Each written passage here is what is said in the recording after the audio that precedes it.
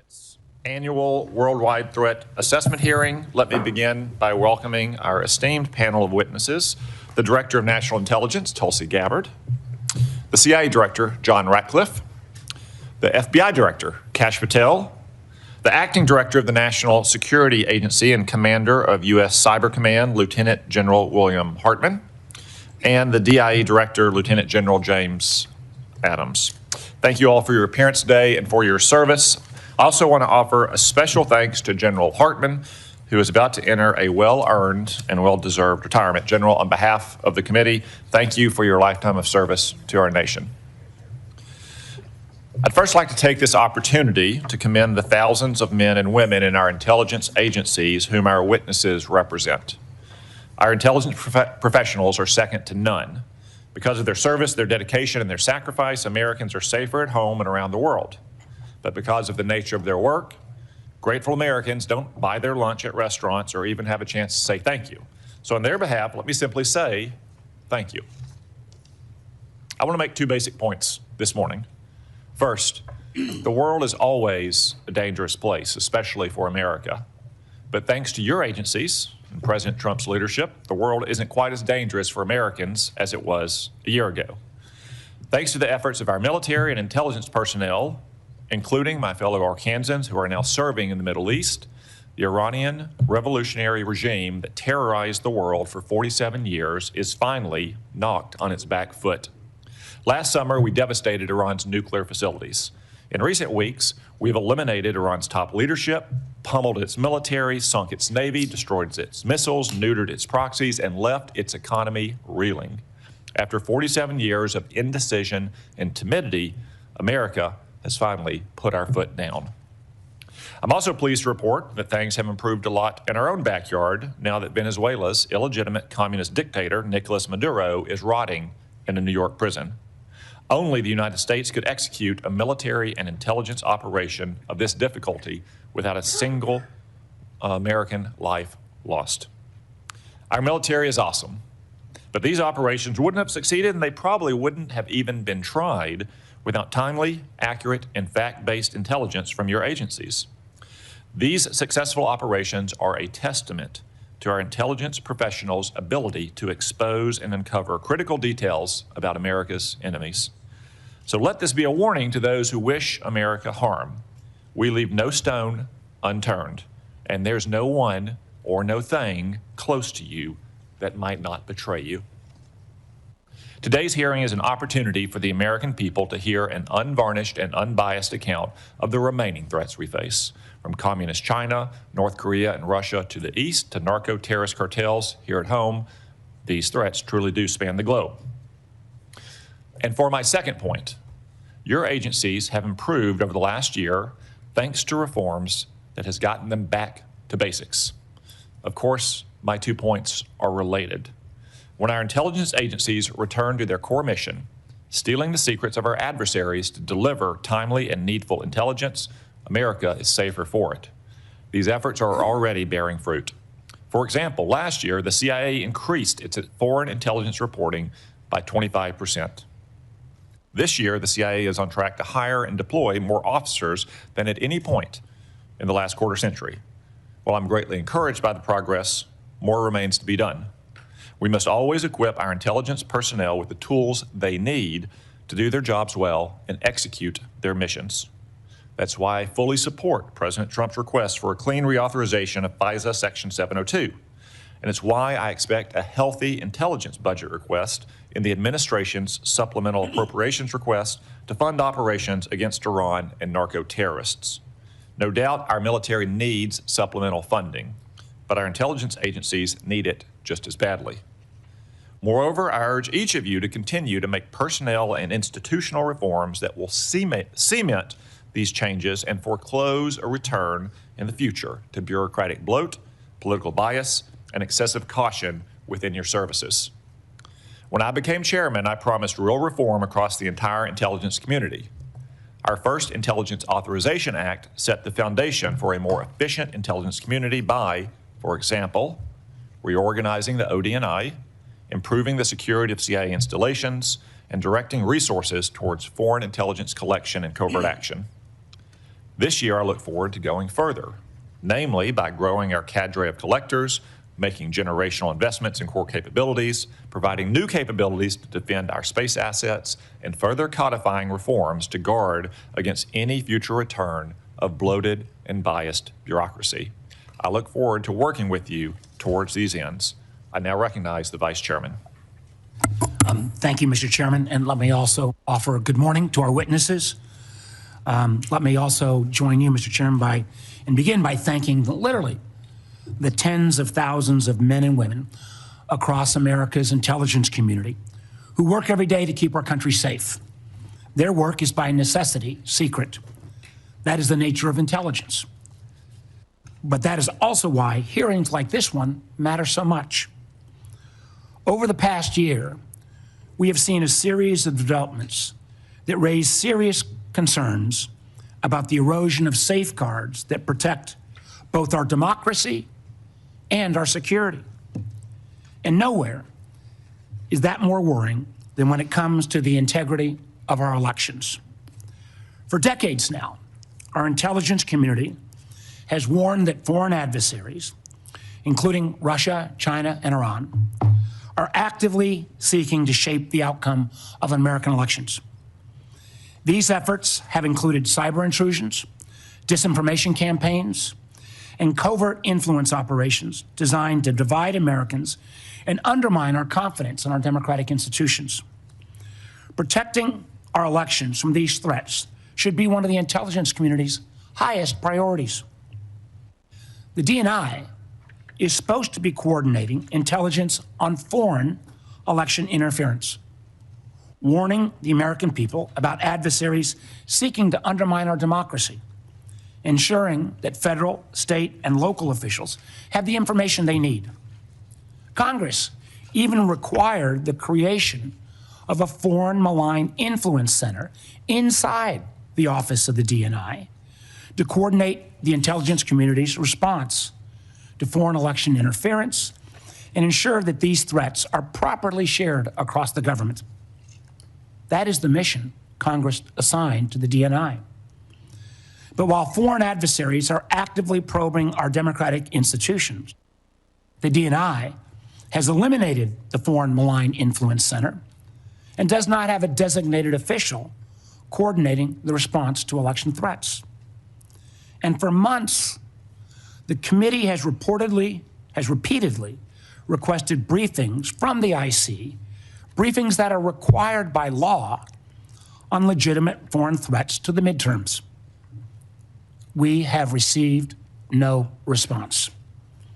Now, that silence, I believe, should concern every member of the committee because it clearly demonstrates the DNI is not interested in protecting American democracy by combating foreign influence. Instead, unfortunately, we have seen the DNI involve herself in purely domestic matters.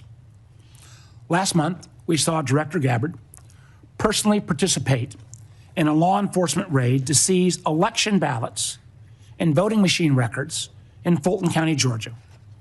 A raid tied to an election that the president lost 6 years ago. When the warrant supporting the raid was unsealed, it showed something deeply troubling. There was no foreign connection to justify the involvement of our nation's top spy. Instead, the predicate for the warrant was a slop of debunked conspiracy theories that had already been rejected repeatedly by courts, by independent investigators, and even by Georgia's own Republican Secretary of State. Yet the nation's top intelligence official was personally involved in this operation. This raises one very serious question.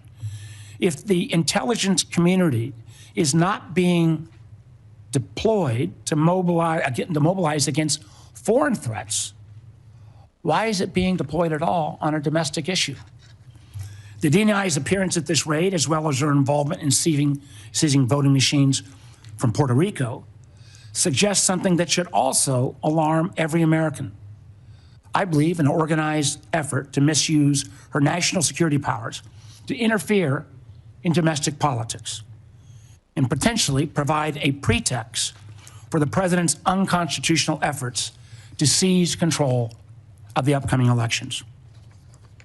Now, don't take my word for it. The president has repeatedly pushed for the nationalization of our elections, calling for federal government to override the state election laws and, quote, take over voting while continuing to make false statements about election fraud. And we have heard troubling rhetoric from senior officials that reinforce these concerns. As former Homeland Security Secretary Kristi Noem said publicly, we've been, and this is a quote, we've been proactive trying to make sure we have the right people voting, electing the right leaders to lead this country. At the same time, the administration has brought into government individuals promoting conspiracy theories about our elections. The so-called White House Director of Election Security and Integrity, Kurt Olson, played a key role in efforts to overturn the results of the 2020 election. Now Mr. Olson holds a position inside the federal government with the authority to refer criminal investigations and access our most sensitive security information, all supposedly doing his witch hunts around elections.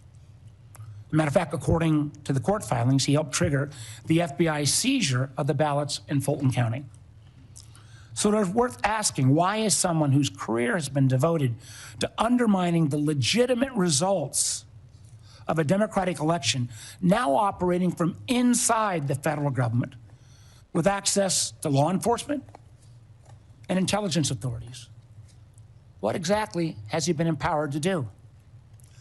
As members of our committee know, this committee was created in the aftermath of the unconstitutional abuses exposed after Watergate.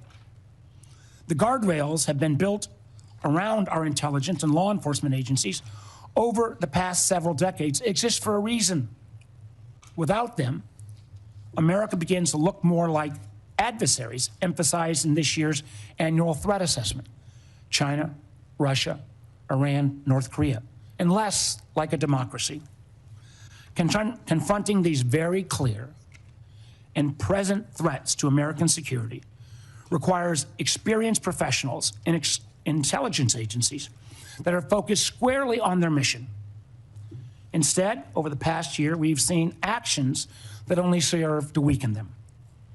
Politically motivated purges at the FBI has resulted in the exodus of hundreds of agents and the reassignments of hundreds more from key national security areas like counterintelligence, counterterrorism, and cyber, and where they've been redeployed to?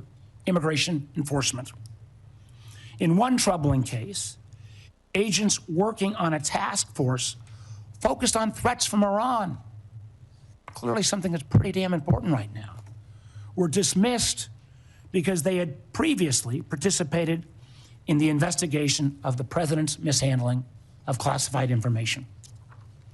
Elsewhere, the Bureau's budget is being slashed. Last year, it cut over $500 million, with the largest decreases from cyber, counterterrorism, and counterespionage.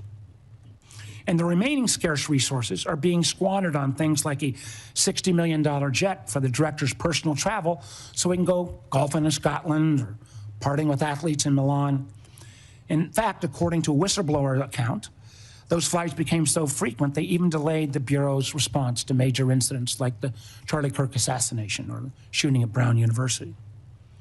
Credible reports also indicate that highly trained FBI agents from elite SWAT units have been reassigned to chauffeur his girlfriend, an unprecedented use of personnel whose training are actually intended for hunting violent criminals and neutralizing terrorists. Unfortunately, this dysfunction has not been limited to the FBI.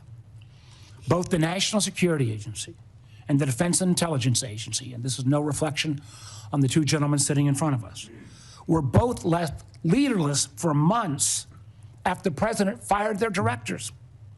One at the behest of a 9/11 conspiracy theorist, and the other for providing a fact-based assessment that contradicted the president's claims about obliterating Iran's nuclear program. Clearly, if the program had been truly obliterated, the president wouldn't be bombing again right now. And again, more than 1/3 of the personnel at CISA, created by Congress to protect critical infrastructure like power, water, and election systems, have been forced out. That seems like a real mistake as we still grapple with the intrusion called Typhoon and the recent Iranian cyber attack on Stryker. And we are now seeing in real time the cost to the State Department. Thousands of American citizens were trapped in a literal war zone with little assistance from their own government. For a time, those calling the State Department hotline for assistance were greeted with a pre-recorded message that said, quote, "Please do not rely on the U.S. government for assisted departure or evacuation." This was a foreseeable security crisis. When you start a war of choice, when there was no imminent threat, you should be able to prepare to make sure you get Americans out of the war zone. That same attitude, pushing some of our closest friends into the arms of our most capable foes, has profound consequences. Two of our most significant allies, Canada and the UK, are currently working to sign trade deals with China because they no longer believe the United States is a dependable partner. That's a remarkable statement in 2026. And in the president's war of choice with Iran, a war that has already killed 13 service members, cost American taxpayers billions of dollars, and scrambled supply chains from oil to fertilizer to aluminum, nobody answered the call when the president asked our allies to help reopen the Strait of Hormuz. As the president's own counterterrorism chief acknowledged in his resignation yesterday, Iran posed no imminent threat to the United States. Unfortunately, our allies have been alienated and distracted by the administration's unilateral threats like invading Greenland, and the result is clear. Americans have been left more exposed in an already dangerous conflict. Now, what I just outlined is quite a list, and it's a partial one at that. Matter of fact, we've got a full list we'd like to share with all the press. So what does this all mean? It matters because I believe the warnings contained in this year's annual threat assessment. I believe our IC when they say the global security environment is becoming more complex and that armed conflict is becoming more global. And I also agree with the assessment when it says that to succeed, we must think prudently and prioritize our efforts. On the topic of the annual threat assessment, I want to close where I began by noting that since the first time since 2017, in the aftermath of Russia's intervention in our 2016 elections, the annual threat assessment includes nothing about adversary attempts to influence American elections. Now, I don't believe this omission means that the threat has disappeared. It means that the intelligence community is no longer being allowed to speak honestly about it. And it raises serious questions, and I will be asking about your priorities, Director Gabbard, in terms of what you're choosing to prioritize instead. Thank you, Mr. Chairman. I yield back. Before we go to the witnesses, now that we have a critical mass of members, I would simply like to remind members that we will handle questions as we did last year, seniority at the time of the gavel, and alternating between Democrats and Republicans. We'll have one round of questions, 7 minutes per round. I will not entertain questions after 7-minute time has expired. Furthermore, I expect to convene the closed session in our usual location promptly 30 minutes after the open session begins. Director Gabbard, the floor is yours. Thank you, Chairman Cotton, Vice Chair Warner, members of the committee, good morning. I'm here today to present the 2026 Annual Threat Assessment, joined by the directors of the CIA, FBI, DIA, and NSA. Before I continue, on behalf of the intelligence community, I want to extend our thanks to General Hartman for his 37 years of service in uniform and closing out his 37 years with tremendous leadership of the NSA. This briefing is being provided in accordance with ODNI statutory responsibility. I'd like to remind those who are watching what I am briefing here today conveys the intelligence community's assessment of the threats facing U.S. citizens, our homeland, and our interests, not my personal views or opinions. In this assessment, we're following the structure of priorities that were laid out in the President's national security strategy, starting with the threats to our homeland and then shifting to global risks. The defense of our homeland is of the utmost importance to the American people, and efforts by this administration have shown over the last year the results of bolstering homeland defense in the security of the American people. For example, the strict enforcement of U.S. policies at the U.S.-Mexico border and regionally have served as a deterrent, drastically reducing illegal immigration. Based on Customs and Border Patrol data, January 2026's monthly encounters are down 83.8% compared to January 2025. Encounters declined 79% compared to 2024. The drivers of migration are likely to continue. Potential worsening instability in countries like Cuba and Haiti risk triggering migration surges, and smugglers who have long operated as transnational criminal organizations continue to view chaos as an opportunity for profit and will continue to look to profit from illegal immigration flows. These transnational criminal organizations continue to pose a daily and direct threat to the health and safety of millions of U.S. citizens, primarily and directly by producing and trafficking in illegal drugs. Under President Trump's leadership, fentanyl overdose deaths have seen a 30% decrease from September 2024 to September 2025. President Trump's aggressive efforts to more directly and actively target these transnational criminal organizations and reduce the inflow of fentanyl precursors has already had a significant impact, which is likely to continue. We've seen fentanyl potency also decrease, likely due to disruptions to the production supply chain.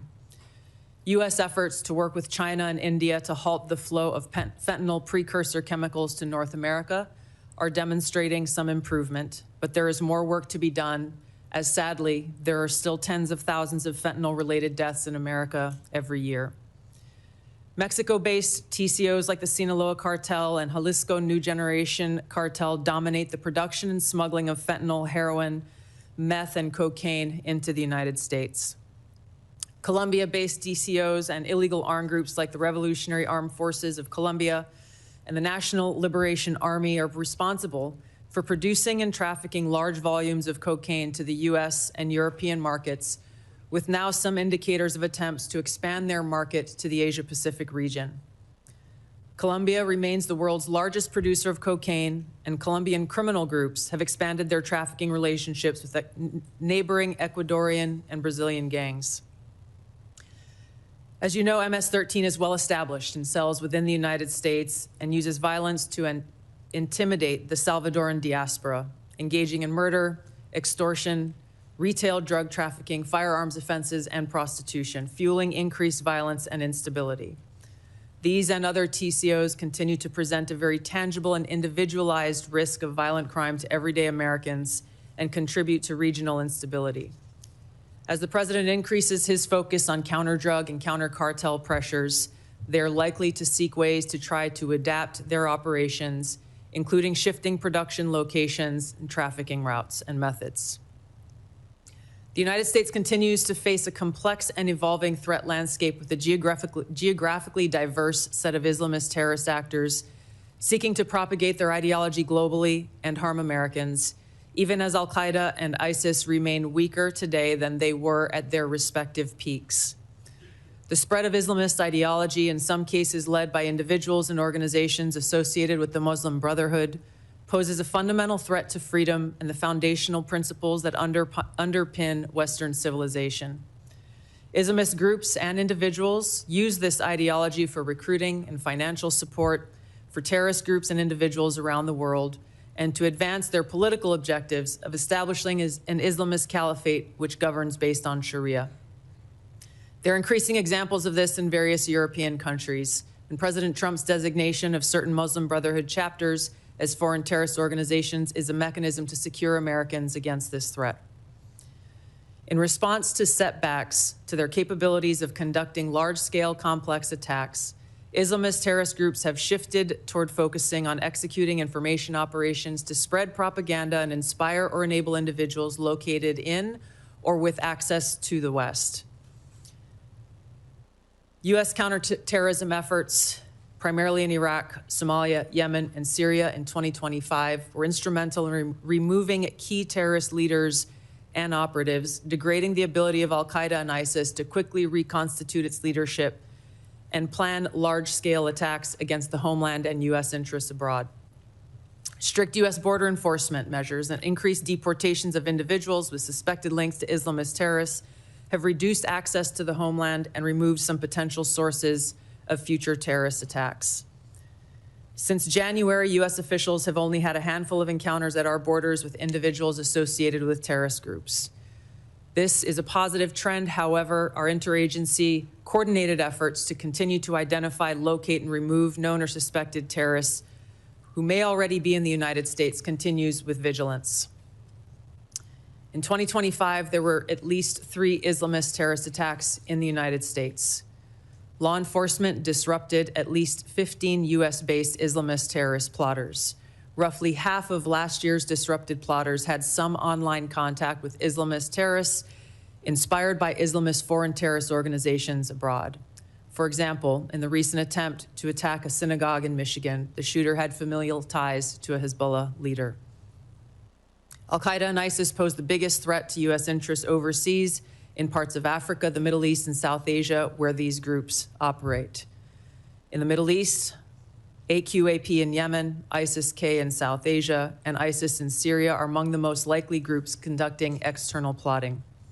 ISIS in Syria is likely seeking to rebuild its ranks, expand support networks, and solicit funds by re-engaging with and recruiting from the likely hundreds of ISIS detainees and thousands of ISIS-linked women and children who were either released or escaped from prisons and displaced person camps that were previously run by the Syrian Democratic Forces in northeast Syria.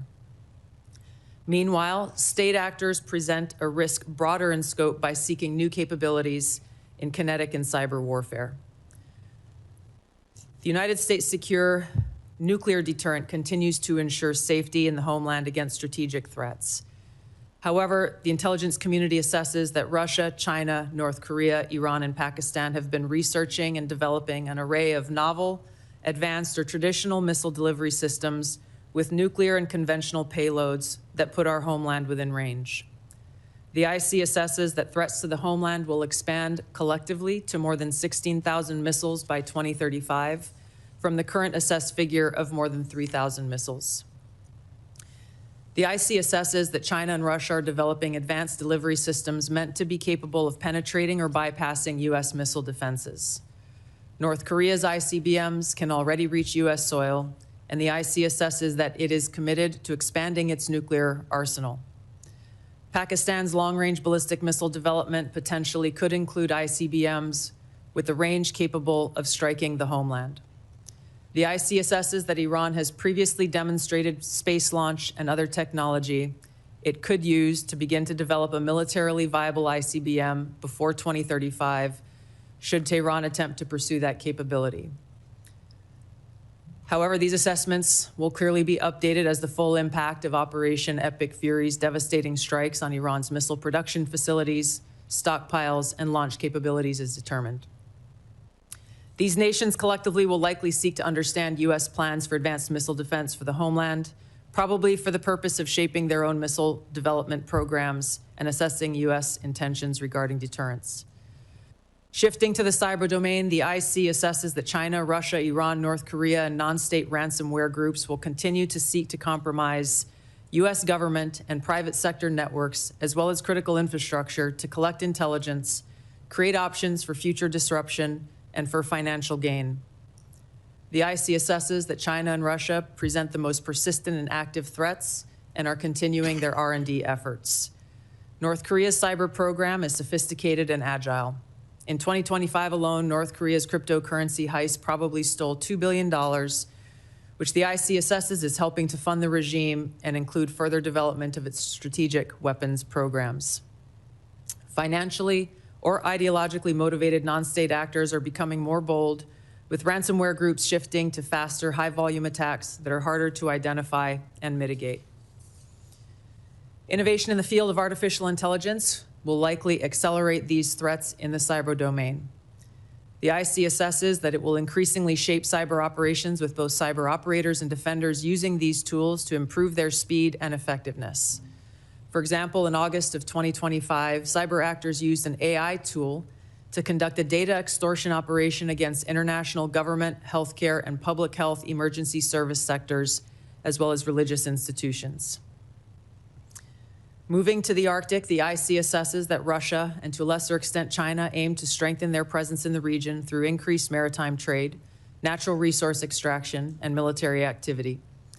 Russia, which has the longest coastline in the Arctic, has long sought recognition of its polar great power status and is deploying more military forces and building new permanent infrastructure. China, though not an Arctic country, is engaged in more limited efforts in the region to advance its own strategic and economic interests. The IC assesses that China is the most capable competitor in the field of artificial intelligence. The IC assesses that AI capabilities are rapidly advancing and changing the threat landscape, as this is a defining technology that enables computers and machines to simulate human learning comprehension, problem solving, creativity, and autonomy. It will be critical to ensure that humans remain in control of how AI is used and of the machines that may threaten to autonomously violate the interests of the American people across all domains. AI adoption at scale across the spectrum of usage poses serious risks. AI has the potential to aid in weapons and systems design and has been used in recent conflicts to influence targeting and streamline decision-making, underscoring the risk and likely threats that could manifest on the battlefield. Early developers in quantum computers will give countries an extraordinary technological advantage over others to quickly process national security information and break current encryption methodology used to protect sensitive finance, healthcare, and government information. The global security landscape is volatile and complex, with armed conflict growing more common and posing potential threats against U.S. interests. Strategic competition and regional and smaller powers are becoming more willing to use force to pursue their interests, heightening the risk of conflict. The IC assesses the space domain is becoming increasingly contested, with China and Russia developing counter-space capabilities to challenge U.S. space efforts. The threat of nuclear proliferation and advancing chemical and biological warfare capabilities continues to grow.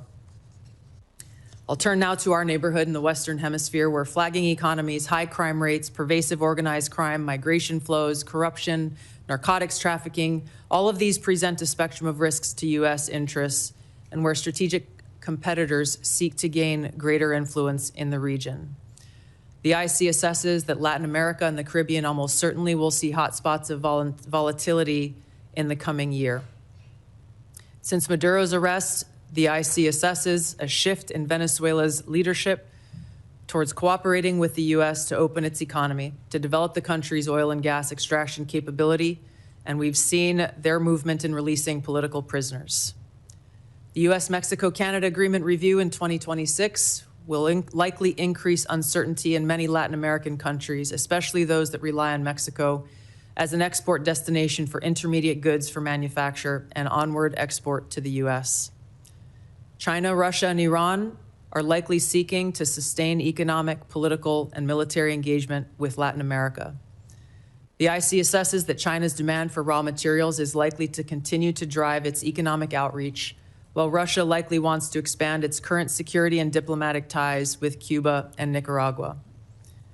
The IC assesses that China aims to elevate its own political, economic, military, and technological power to increase its own regional positioning and global influence to fend off threats to their interests. While there are challenging areas where interests diverge, President Trump's diplomatic engagements with President Xi to work towards U.S. interests have enabled progress where those interests align. The IC assesses that China continues to rapidly modernize its military forces across all domains in pursuit of its goal to achieve world-class status by mid-century. This includes building a force with the aim of being capable of deterring U.S. and allied forces in the region, and to achieve their stated objective of developing the ability to seize Taiwan by force if necessary. However, the IC assesses that China likely prefers to set the conditions for an eventual peaceful reunification with Taiwan short of conflict. The IC assesses that an increasingly confident North Korean regime remains a source of concern regionally and globally. Its weapons of mass destruction, its conventional military capabilities, illicit cyber activities, and demonstrated willingness to use asymmetric capabilities poses a threat to U.S. and its allies, particularly South Korea and Japan. North Korea's partnership with Russia is growing, and in 2025, Kim took steps to improve ties with China, still North Korea's most important trading partner and economic benefactor. The IC assesses that North Korea's support for Russia in the war against Ukraine has increased North Korea's capabilities as their forces have gained combat experience in 21st century warfare, along with equipment. In 2024, North Korea deployed more than 11,000 troops to Russia to support combat operations in Kursk. Pyongyang continues to develop and expand its strategic weapons programs, including missiles that can evade U.S. and regional missile defenses.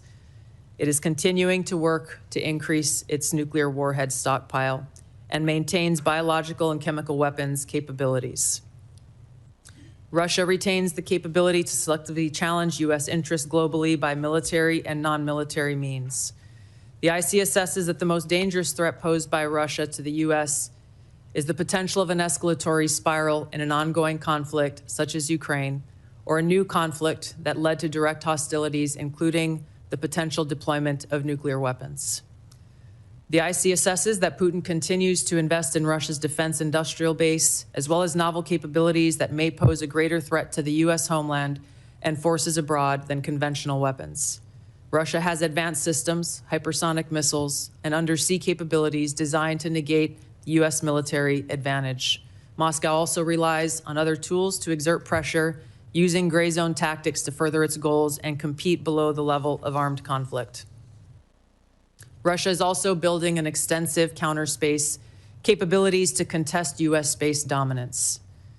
Its development of a nuclear counterspace weapon poses the greatest single threat to the world's space architecture. During the past year, the IC assesses that Russia has maintained the upper hand in the war against Ukraine.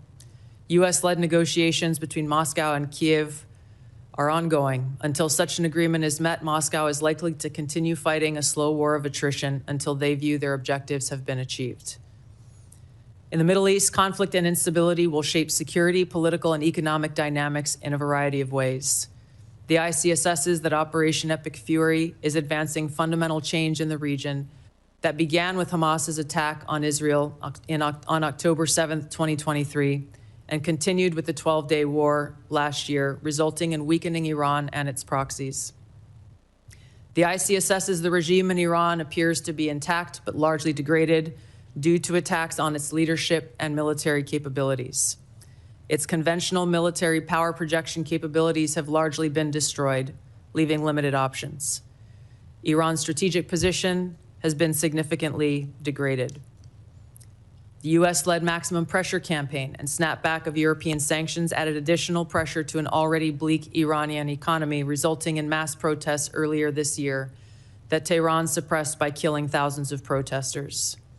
Even if the regime remains intact, the IC assesses that internal tensions are likely to increase as Iran's economy worsens. Even so, Iran and its proxies continue to attack U.S. and allied interests in the Middle East. The IC assesses that if a hostile regime survives, it will likely seek to begin a years-long effort to rebuild its military, missiles, and UAV forces.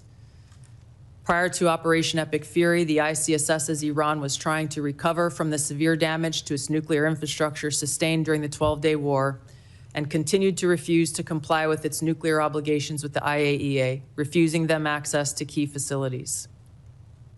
The IC assesses that China, Russia, and North Korea see the United States as a strategic competitor and potential adversary.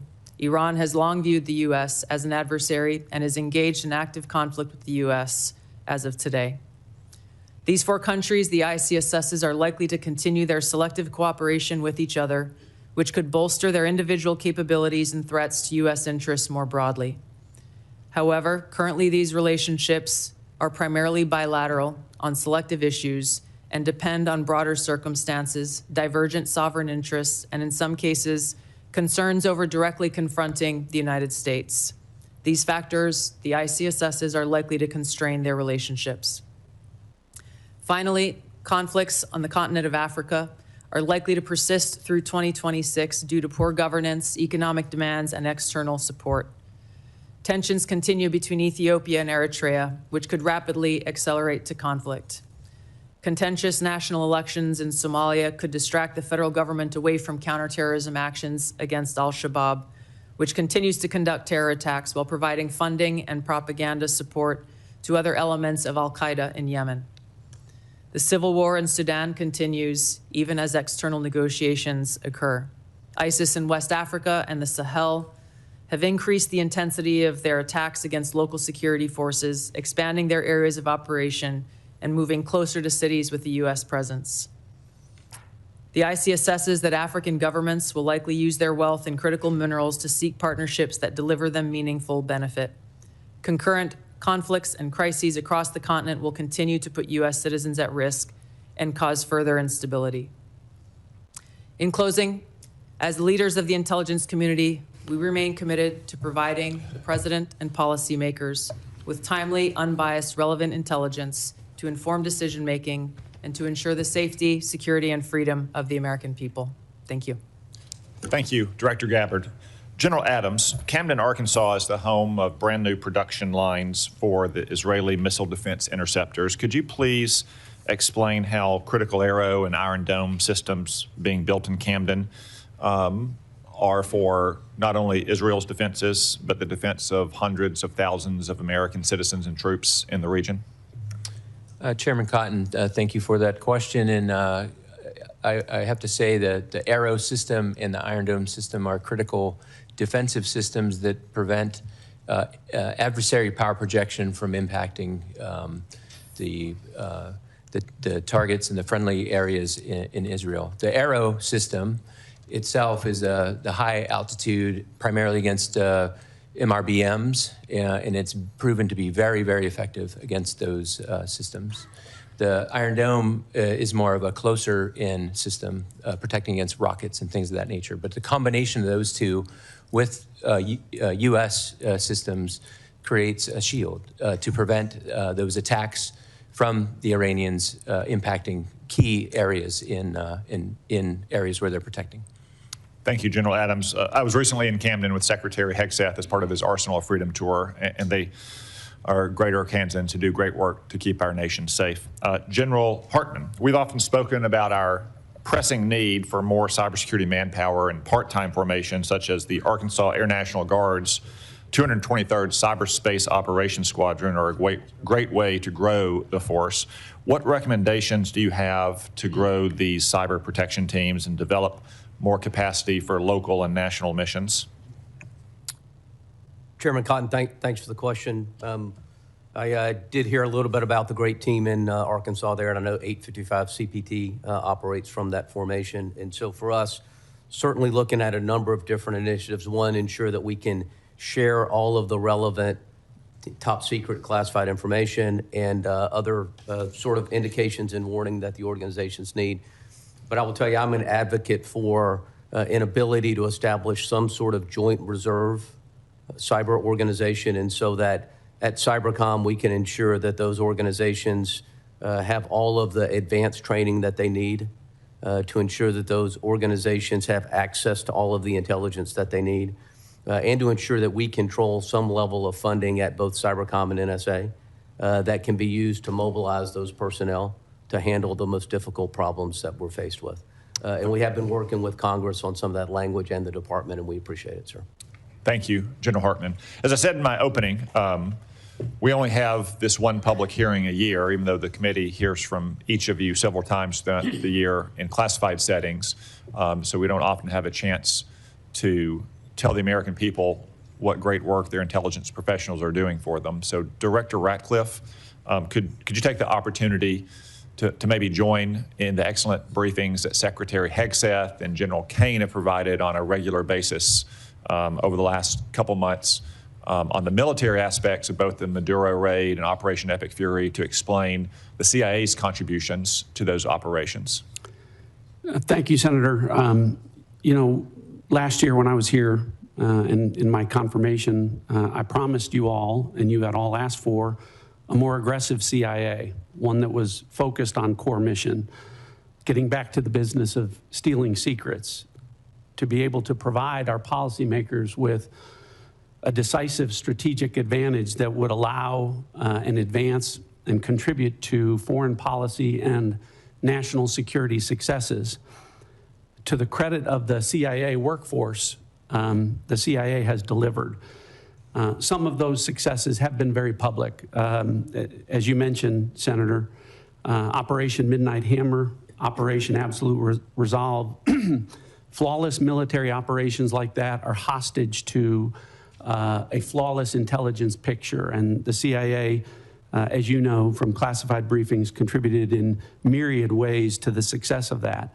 But what I would say to you is those successes are just emblematic of the phenomenal progress and success really by every measure, every metric, every standard across every national security space with regard to the work of the CIA. Senator, you mentioned some of it in your opening. The increase of our asset stable and our human sources up by 25%. Our FI collection across the board, our foreign intelligence collection up by 25% overall, and in important categories like China, for instance, up 100%. In areas like tech and AI, up 45%. On the counter-narcotics front, our operations up by 70%. And with regard to counterterrorism, those are classified numbers that I'll share with you in the classified portion of this hearing, but they're off the charts good. The best way I can summarize it, Senator, is I had a 32-year veteran of the agency retire this year, and he said to me, I hate to go. I don't know if this is the best year that the CIA's ever had, but it's the best year I can ever remember. And I think that reflects the current morale of the CIA. It's a workforce that knows it's doing a great job. It knows that it's being allowed to do what they signed up to do, which is provide that decisive strategic advantage to our country for great successes that everyone can see. So I thank you for the opportunity to let me recognize the CIA workforce. Thank you. Director Ratcliffe, I want to address one specific threat from Iran, the threat of an intercontinental missile, which is really just the combination of two technologies, one thrust to get something into space and a reentry vehicle to get it back to Earth. Iran has always had a space launch program, which is flimsy cover for the first part of that intercontinental missile program. I haven't seen any Iranian astronauts in space lately. And second, they have medium-range ballistic missiles, which already have a reentry vehicle. So if you crudely married those two technologies together, I've heard some analysts say that Iran could have had a functioning intercontinental missile to threaten the United States in as few as 6 months. Would you agree with that assessment? Well, you're right to be concerned about Iran's development of longer-range ballistic missiles, Senator. If Iran were allowed to develop at the IRBM ranges, which is 3,000 kilometers, it would threaten most of Europe. And yes, as you mentioned, we know that Iran is gaining experience in these larger, more powerful booster technologies through its so-called space launch vehicle program. If left unimpeded, yes, Senator, they would have the ability to range missiles to the continental U.S. It's one of the reasons why degrading Iran's missile production capabilities that is taking place right now in Operation Epic Fury is so important to our national security. Thank you. Vice Chairman. Thank you, Mr. Chairman. Director Gabbard, the whole country knows that you were recently involved in an FBI operation to seize ballots in Fulton County, Georgia. Yet this was despite the fact that the warrant showed no foreign interference or nexus. Matter of fact, the warrant was based entirely on conspiracy theories that have already been examined and rejected repeatedly. Now, where is the authority for you to involve yourself in a domestic law enforcement activity?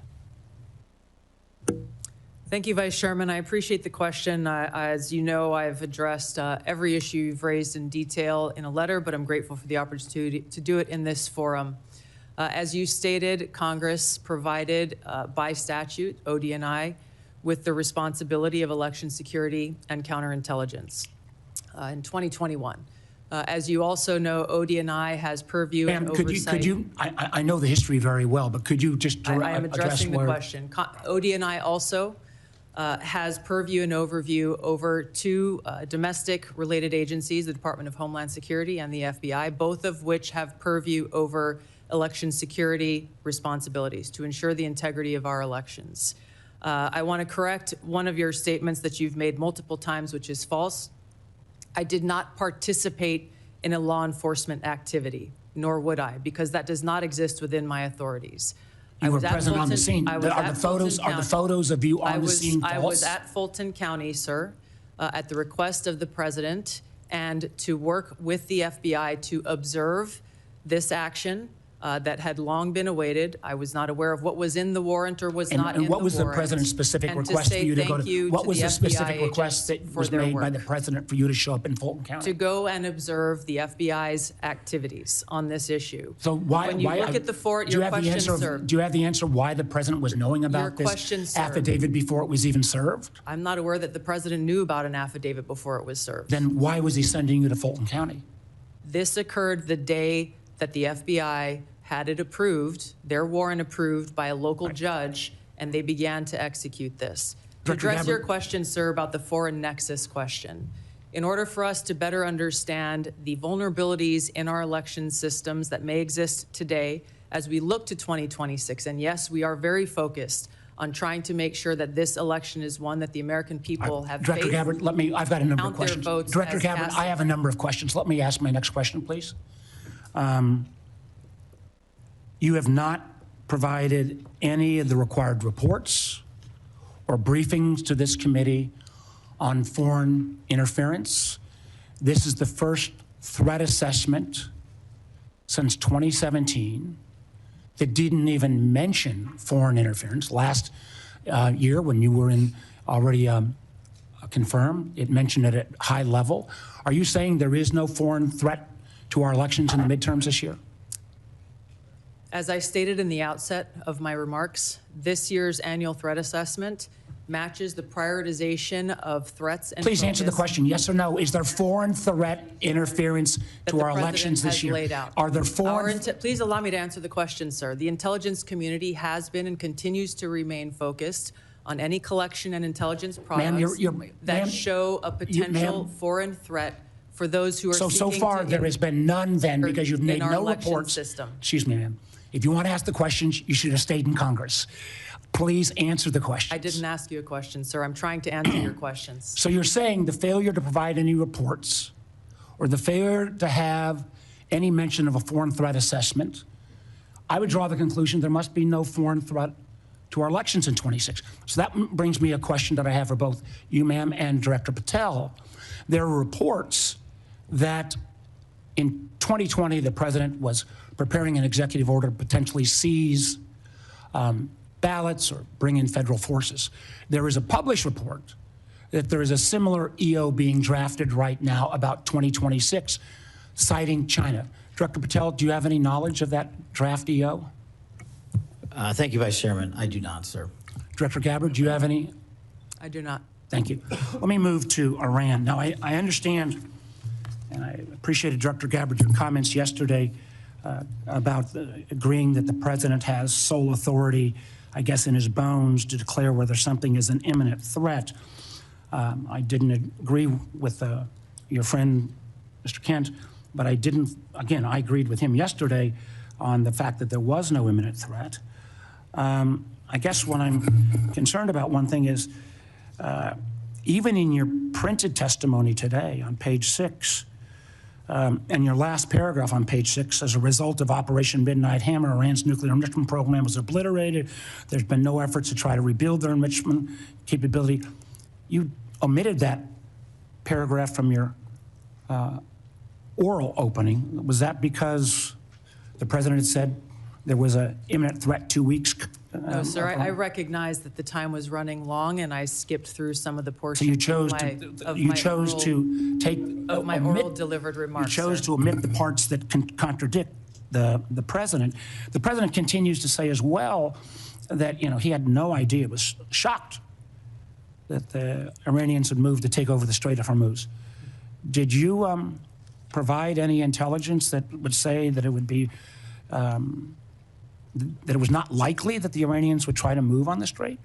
I'm not aware of those remarks, and I think those of us here at the table can point to the fact that historically the Iranians have always threatened to leverage their control over Why would the president say he was amazed? I'm not aware of those remarks. What about the comments the president made that thought that he was surprised again, reports that Iran struck the adjacent Gulf states? Again, I'm not aware of those remarks. We have well, let me and ask you this. continue to provide Did you brief the president? Did you brief the president? Decisions. Did you brief the president if he starts a war of choice that the likely result would be that Iran would strike adjacent Gulf nations and close the Strait of Hormuz? Did you brief him on those two facts that I think have been consistently the assumptions of the intelligence community? I have not and won't divulge internal conversations. I will say that those of us within the intelligence community continue to provide the president with all of the best objective intelligence available to inform his decisions. Senator Collins. Thank you, Mr. Chairman. Director Gabbard, you just testified that ISIS and al-Qaeda are significantly weaker. And reflecting that view, you have devoted declining budgets, personnel, and emphasis on countering terrorism. Yet, the fact is that ISIS is growing and operating in Somalia, Afghanistan, Syria, Pakistan, and Iraq. Al-Qaeda is surging in Afghanistan, the Arabian Peninsula, and throughout Central Africa. The Houthis in Yemen and the rest of the Iranian proxies remain a serious threat. Focusing, as you have done, on great power competitors seems to have diverted resources from the fight against terrorism, a fight that's very much still going on. As I have said repeatedly, it is terrorists who want and can kill Americans today. We've just seen the terrorists in Michigan attacking the synagogue.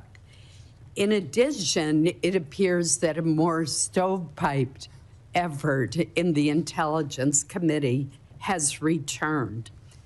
How are you ensuring that Americans are safe and that you are countering counterterrorism threats to our homeland and to U.S. citizens abroad?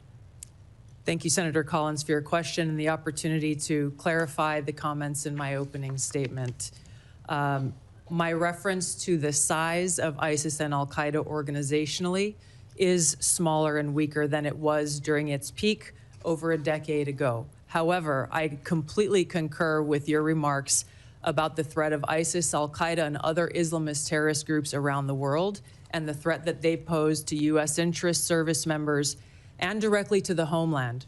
Our ODNI National Counterterrorism Center has been at the forefront of ramping up and I believe is more active today than it has been certainly in a long time. We are dedicating every resource that they ask for, as well as the counterterrorism elements across the IC, to make sure that we are never taking our eye off of this persistent threat to the American people. The change in tactics based on the current environment is something we continue to be most concerned about. We are seeing less indicators of large-scale organized complex threats or attacks, and instead efforts focused on individuals either who have been radicalized by Islamist propaganda and may not have ever had contact with ISIS or Al-Qaeda, for example, and others who have had contact, of which we are able to have more indications of. This remains and will be, and as we come to present our budgets to you, a foremost and primary priority. The integration across the intelligence community on the counterterrorism threat occurs every single day, with our teams working very effectively together to thwart terrorist attacks as we have over the last year. Director Patel, I'm going to follow up on this issue with you. ISIS targets potential recruits online through social media, gaming platforms, encrypted messaging apps. ISIS even facilitated a network online to smuggle illegal immigrants into the United States. Since April 2021, there have been more than 52 jihadist-inspired cases across 30 states. What measures is the FBI taking to prevent foreign terrorist organizations from recruiting or influencing Americans, while also ensuring the protection of individuals' right to privacy? Thank you, Senator. And I think you said it best. They have transferred their capabilities in terms of personal recruitments to online recruitments, which makes any terrorist organization, including ISIS, all the more powerful. What we have done is extended and expanded resources to environments like the Threat Screening Center, which allows us to collect biometric capabilities from all over the world. We've had a double-digit increase in that and a double-digit increase in intelligence production. But what we've also done in the CT space specifically is expand the number of agents and intel analysts that go online and detect, based on our biometric capabilities and intelligence that we have from the interagency. And what that leads us to is what we saw in December of last year, Senator, where we at the FBI stopped 4 terrorist attacks, 4 in California, Texas, North Carolina, and Pennsylvania, 3 of which were ISIS-inspired. We were able to detect these individuals both online and in person using our covert platforms, and we shuttered a bombing campaign in Southern California and 2 mass casualty events for New Year's Eve. Director Gabbard, the intelligence community did not detect an extremely serious breach affecting our telecommunications industry due to the Chinese Salt Typhoon incursions for a very long time. In addition, the Chinese Volt Typhoon threat poses a terrible threat to U.S. critical infrastructure.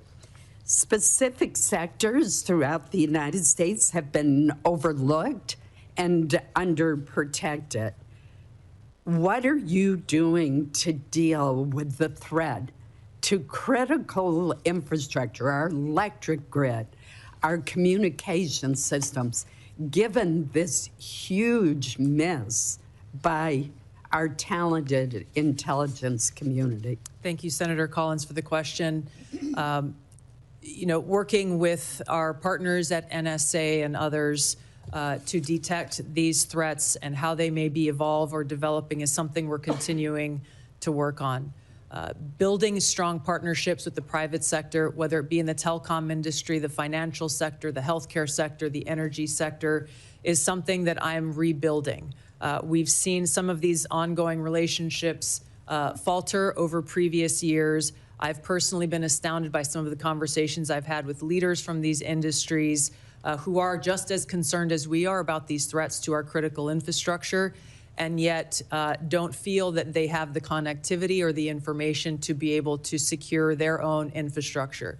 So in short, building those stronger partnerships, integrating and being able to share information intelligence where we can is critical for us to be able to secure our country from these threats. Thank you, Senator Collins. Senator Wyden. Thank you, Mr. Chairman.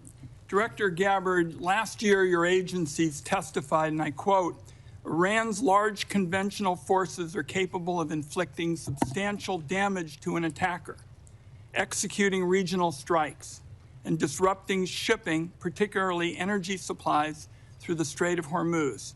In other words, every problem we're seeing now was not only foreseeable, but was actually predicted by the intelligence agencies.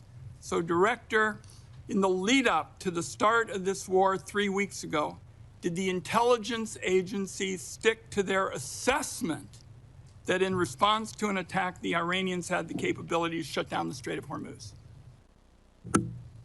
Thank you, Senator Wyden. The intelligence community has continued to provide the president and his team with the intelligence related to this operation in Iran before and on an ongoing basis. So right now, we're in a global energy crisis. We're paying more for gas. The economy is in danger.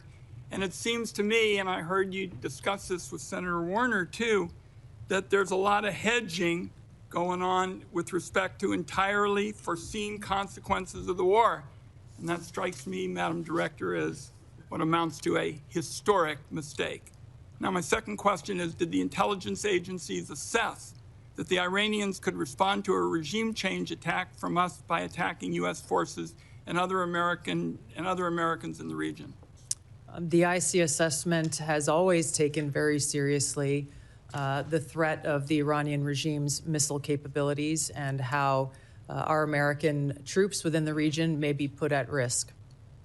Again, you know, it seems to me with Americans dying in the war, it's hard to see how you can sit here and say that the intelligence agencies couldn't provide a clear warning that if attacked, the Iranians would respond by attacking our people.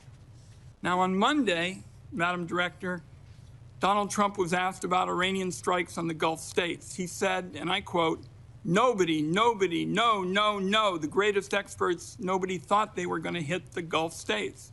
You all are supposed to be the greatest experts. That's what we have you there for. Director Gabbard, did the intelligence agencies assess that Iran could conduct strikes on our own partners in the region if it was attacked? The intelligence community has continued to assess the potential threats to the region, the existing threats to the region, and providing those assessments to the policymakers and decision makers. Let me move on to several others of you with respect to 702 of FISA, and I'm going to start with you, General Hartman. When Congress last reauthorized Section 702 of FISA, it included a provision that expanded the type of companies and individuals who could be forced to assist the government in its spying. Has this expansion resulted in any intelligence, General Hartman? Senator, thanks for the question. Just to be clear, this provision provided us an ability to collect foreign intelligence on personnel outside of the United States. This is the major 702 issue in terms of expansion. What was the effect of what was done? Senator, I would prefer to talk to you about exact specifics in the closed session. I'm happy to do that. Let's understand, though, this is a dangerously broad provision that could be used to rope in anybody with access to a cable box, a Wi-Fi router, or a server. It was jammed into the 2024 reauthorization bill at the last minute. Senators were told they had no choice but to support it. And now, 2 years later, we've just had testimony from a very respected individual who's saying, so far it has had no value. So, colleagues, we are getting ready to have another discussion on this, and this ought to be a warning to every senator that not every new spying power that is sold as urgent and critical actually is. Senator, could I please respond to that? Of course. So Senator, I just want to be clear. It provided us no additional authority that doesn't involve collecting intelligence on foreigners that are outside of the United States of America. Fine. Director Patel, a question for you. In 2023, your predecessor testified that, and I quote, to my knowledge, we do not currently purchase commercial database information that includes location data derived from internet advertising. Is that the case still? And if so, can you commit this morning to not buying Americans' location data? Thank you. The FBI uses all tools, Senator, thank you for the question, to do our mission. We do purchase commercially available information that's consistent with the Constitution and the laws under the Electronic Communications Privacy Act, and it has led to some valuable intelligence for us to be utilized with our private and partner sectors. So you're saying that the agency will buy Americans' location data. I believe that that's what you've said in kind of intelligence lingo, and I just want to say, as we start this debate, doing that without a warrant is an outrageous end run around the Fourth Amendment. It's particularly dangerous given the use of artificial intelligence to comb through massive amounts of private information. This is Exhibit A for why Congress needs to pass our bipartisan, bicameral bill, the Government Surveillance Reform Act. I have time, I believe, for one more question. Director Patel, you 3 weeks ago indicated you were dissatisfied about having your phone records subpoenaed. Do you think the government ought to get a court order to collect phone records? Senator, in my experience, the government does get court orders to obtain phone records. One last question. General Adams, for you, in 2021, your agency confirmed that it had purchased and searched domestic location data. It is still your agency's position that you can buy Americans' location data without a warrant? And if so, are you still doing it? Senator, thanks for the question. With regards to commercially available information and publicly available information, the purchases that my agency makes is in alignment with the Constitution and protects U.S. persons' information.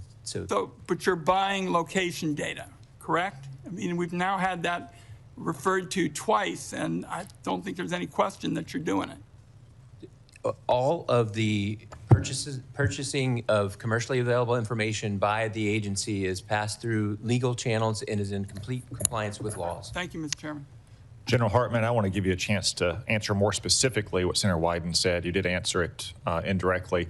Does anything in Section 702 give the government the authority to target any American with a cable box or a Wi-Fi router? Chairman, nothing in 702 gives us the authority to target an American with a cable router or a Wi-Fi device. Thank you. And I would observe about commercially available data that the keywords are commercially available. If any other person can buy it and the FBI can buy it and it helps them locate a depraved child molester or savage cartel leader, I would certainly hope the FBI is doing anything they can to keep Americans safe. It's not much different from longstanding Supreme Court precedent that, for instance, says law enforcement can go through trash that you put on the side of the curb because you no longer have a privacy interest in it. Senator Cornyn.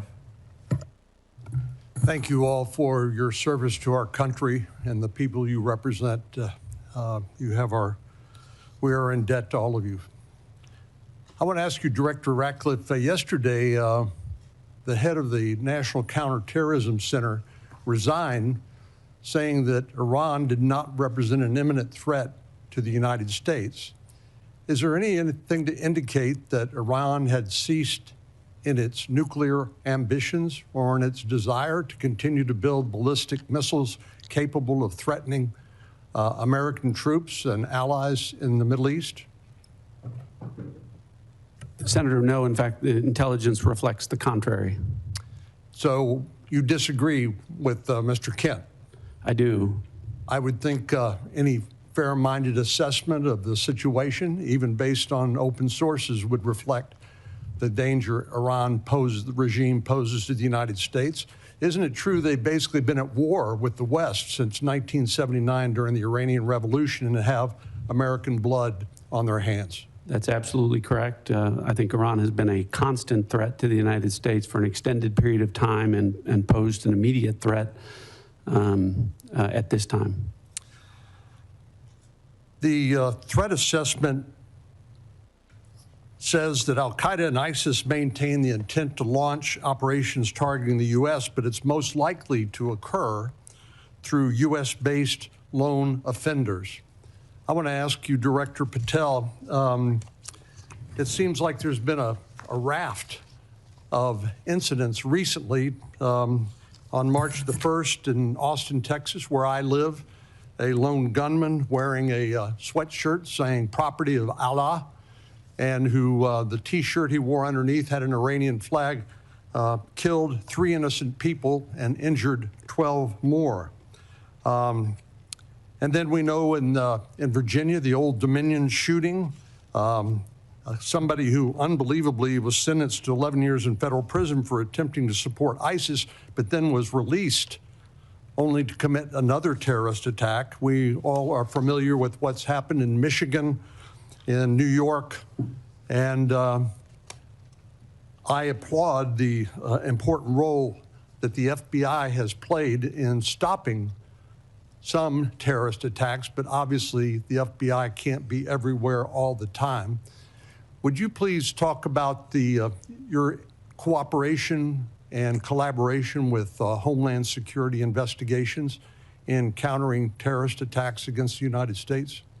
Thank you, Senator. Absolutely. It is essential that the FBI cooperates with the entire interagency. But as to your question about DHS specifically, what we have stood up around the country are 59 Homeland Security task forces in 59 separate locations. These are joint terrorism task forces? Essentially, the JTTF model was expanded. So the FBI owns 56 joint terrorism task forces in each of our field offices. On top of that, we have 59 HSTFs, which are co-led by the FBI and DHS. And what that allows us to do is things like we did down in New Orleans just over the holiday period, where we surged for a 6-week period of time, and where we dropped the murder rate by double-digit points, and also was the first time that Mardi Gras in its entire history had not one homicide. So when you bring the powers of the Homeland Security folks, DHS, and the FBI together, this is the purpose of it, to get after not just the terrorism threat, but the violence and the criminal activity in our cities. And that's why we're in 59 cities across the country, and it's working in places like Memphis and every other city we have it. Are you aware of the fact that Homeland Security investigation is a major directorate within Immigration and Customs Enforcement? Yes, sir. Yes, sir. And are you aware that Senate Democrats have uniformly voted not to fund the Department of Homeland Security, including Homeland Security investigations, TSA, FEMA, and other functions of the Department of Homeland Security? Senator, I'm aware that employees of DHS are 1 month without pay. They're not being paid, right? Yes, sir. And we were all seeing what's happening at airports, where people are having to wait hours at a time because of the fact that these TSA agents are overburdened. But what I wanted to focus on with you is the refusal to fund the functions of the Department of Homeland Security, including Homeland Security investigations, making Americans less safe? Absolutely.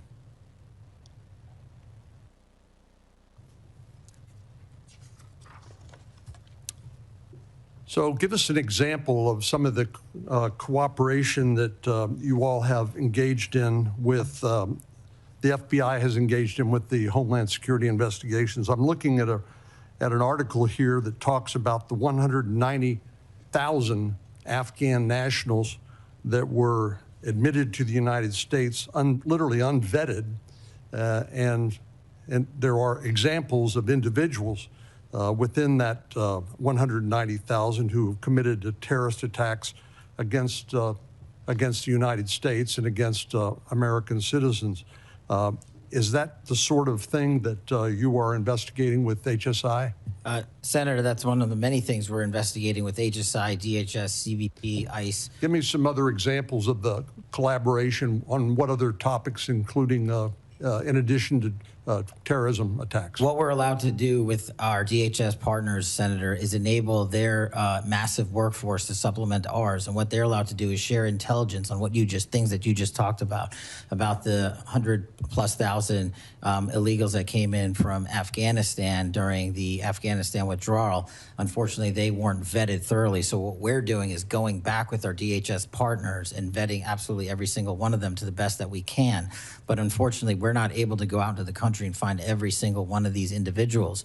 But we need more than 12,000 FBI agents to do that job, which is why we are utilizing the 100,000 or so 1811s at the Department of Homeland Security to give us the information they have from their immigration records, from their travel records, from their travel logs overseas and within the country. And what we're able to do is remove these individuals off the streets in every single state across the country, to include violent gang members, to include Tren de Aragua, to include ISIS-affiliated individuals, to include Al-Qaeda-related affiliated individuals. And hopefully we do it before and not after, like the tragedy that we witnessed in Washington, D.C., where an individual from Afghanistan was allowed to enter into our country and shot multiple members of our uniformed military service.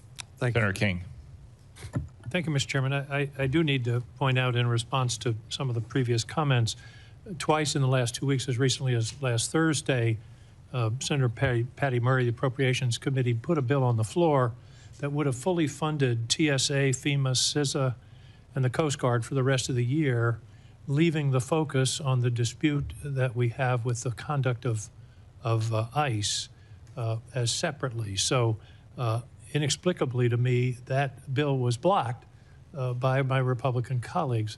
It would have, as I say, fully funded TSA, FEMA, CISA, Coast Guard, and then focused the attention on the situation with ICE. So I just want to be clear on who's blocking funding for those 4 agencies. I'd like to ask Ms. Gabbard and Director Ratcliffe, Director, both of you, were either of you in the room, or your designees, when the President was making the final decision about taking this action against Iran on February 27th, 28th? Was there an intelligence committee, community present in those deliberations? Mr. Ratcliffe, your response? Senator King, probably in dozens and dozens of briefings with the President. I don't know if there was a single meeting where there was a single time where a decision was made. Were those dozens of meetings right during the lead up to this war?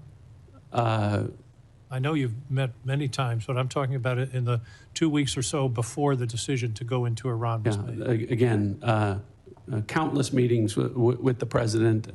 During that period? During that period. Director Gabbard, were you present in those discussions?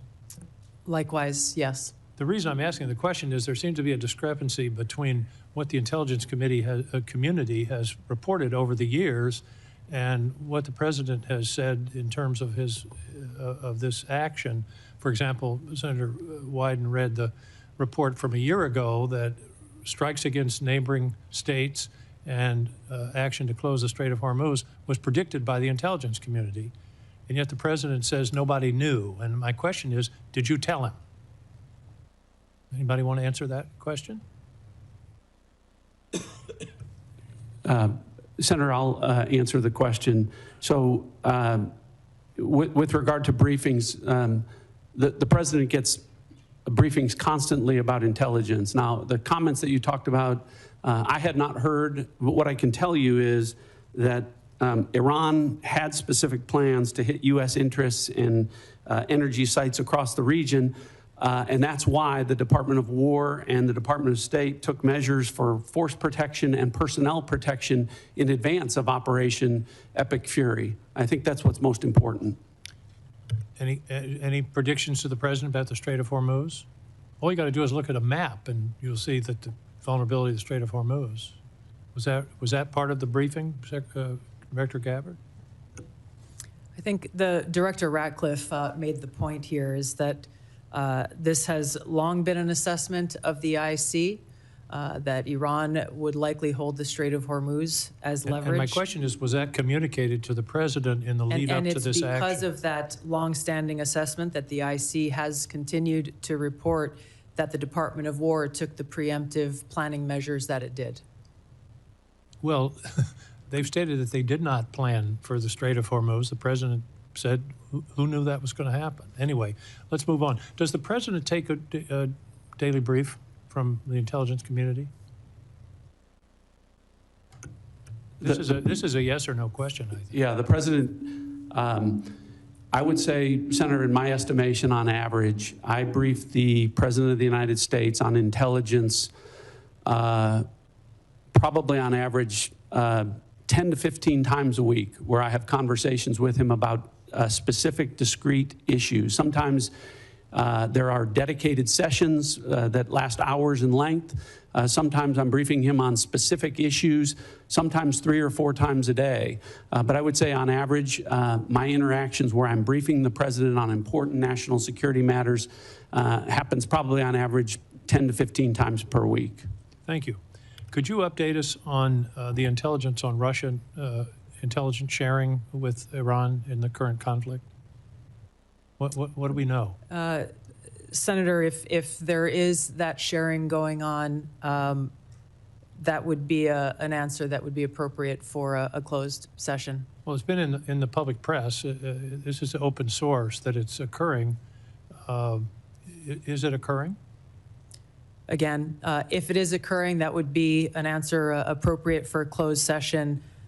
What I can tell you is that according to the Department of War, any support that Iran may be receiving is not inhibiting their operational effects. Okay, that's sort of the first cousin of a yes, I guess.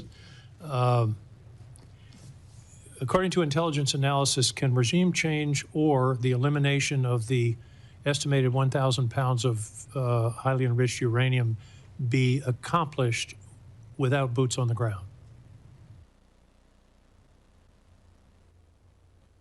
Senator, the discussion about the Iranian nuclear capability, we intend in the closed session to talk about that in great deal. With regards to revealing any information about the ability to do that, I would have to defer that to closed session. Okay, I'll see you in an hour. Finally, there was very little, if anything, in the report, in the assessment about climate change, and that's been in past reports.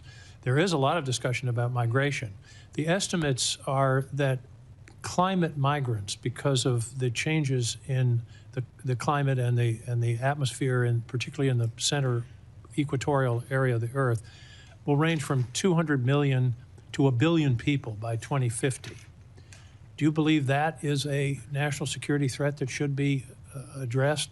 The Syrian refugees were about 6 million, and they upset the politics of Europe for several years. We're talking about 200 million to 1 billion people on the move. I believe that's something we should be discussing and that the intelligence community should be assessing.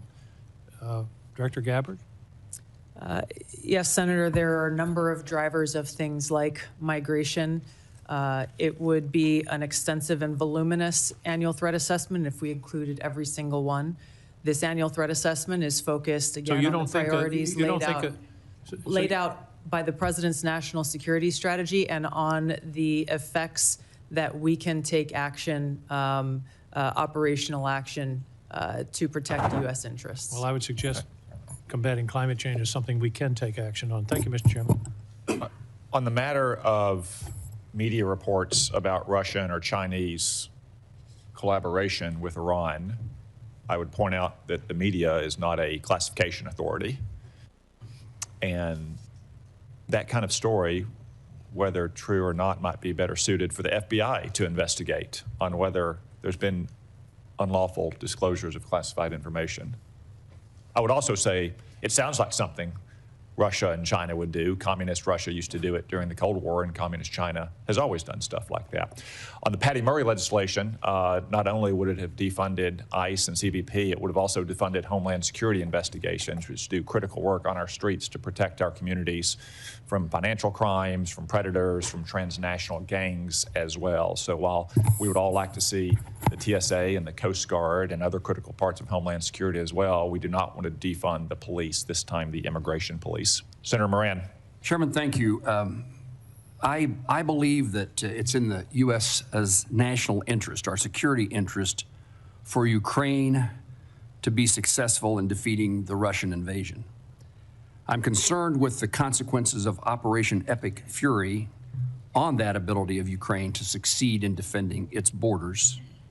And General Adams, in broad terms, not necessarily, not classified terms, what are the consequences to the supply chain, to the capability of the United States to supply NATO allies and Ukraine as a result of Operation Epic Fury. My question is that usual problem of how do we do both? Are we doing both? Is U.S. support maintained or diminished for Ukraine as a result of Epic Fury? Senator, thank you for that question, and we do continue to, beyond Epic Fury, observe what is happening across the world in crises like Russia and Ukraine.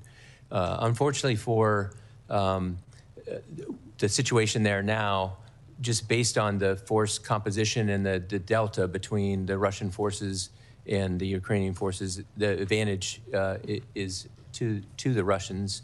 As we get into the classified hearing, we can talk a little more specifically about the items with regards to supply chain and with regards to the information that the Defense Intelligence Agency collects. We look at the foreign threat and what their capabilities are from a multi-int perspective. We look a little bit less at friendly capabilities. Now I would defer questions with regards to U.S. supply chain limitations with regards to logistics and the effort that the Secretary of War is having with regards to trying to boost the U.S. defense industrial base. I would defer those to the department to discuss.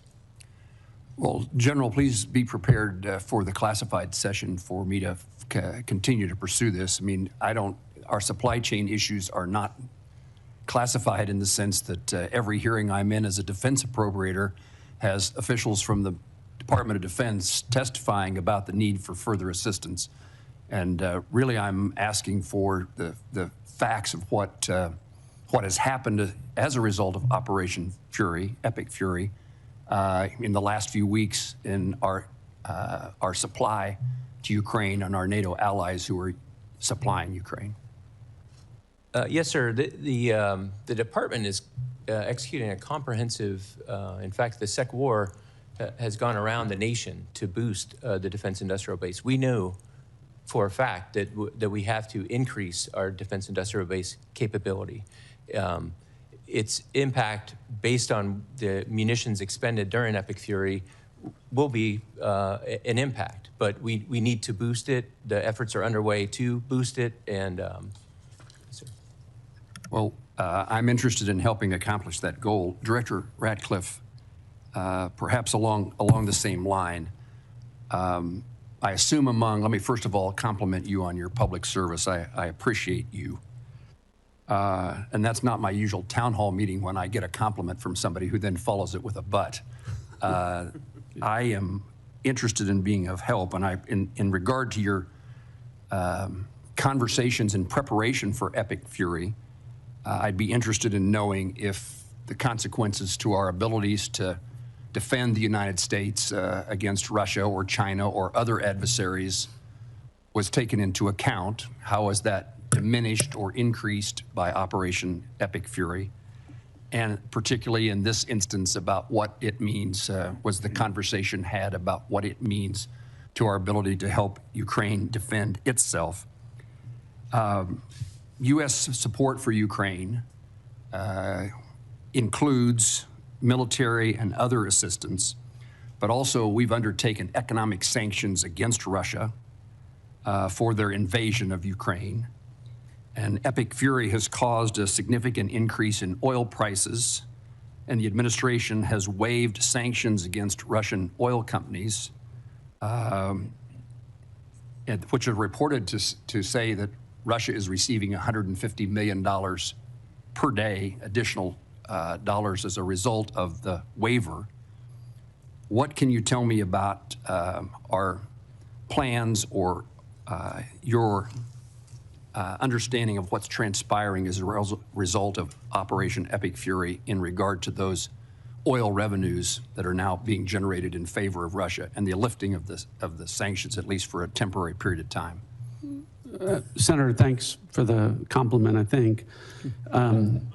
I'll start with a couple things. What I would tell you is the same military and intelligence professionals who delivered not just for the administration, but for the American people, a flawless intelligence picture and flawless military operations in Operation Midnight Hammer and Operation Absolute Resolve are the same folks involved with Operation Epic Fury. And so I hope that provides you some measure of comfort with regard to how detailed, how thoughtful the approach was to the current operation. And that's why I think that to mischaracterize it as it is being done in the media is a disservice to the folks involved in what is a very specific campaign that is different than the two that I mentioned before. It's why the president came out and said, this isn't over in a matter of hours, this is a 4 to 6 week campaign, and that it would come at some cost, because the goal of the president and the administration is to address a 47-year problem, the most destabilizing force in the Middle East for the last 47 years, one that has frankly been watered, fed, and nurtured by policies of prior administrations that has allowed them to become the threat that they have.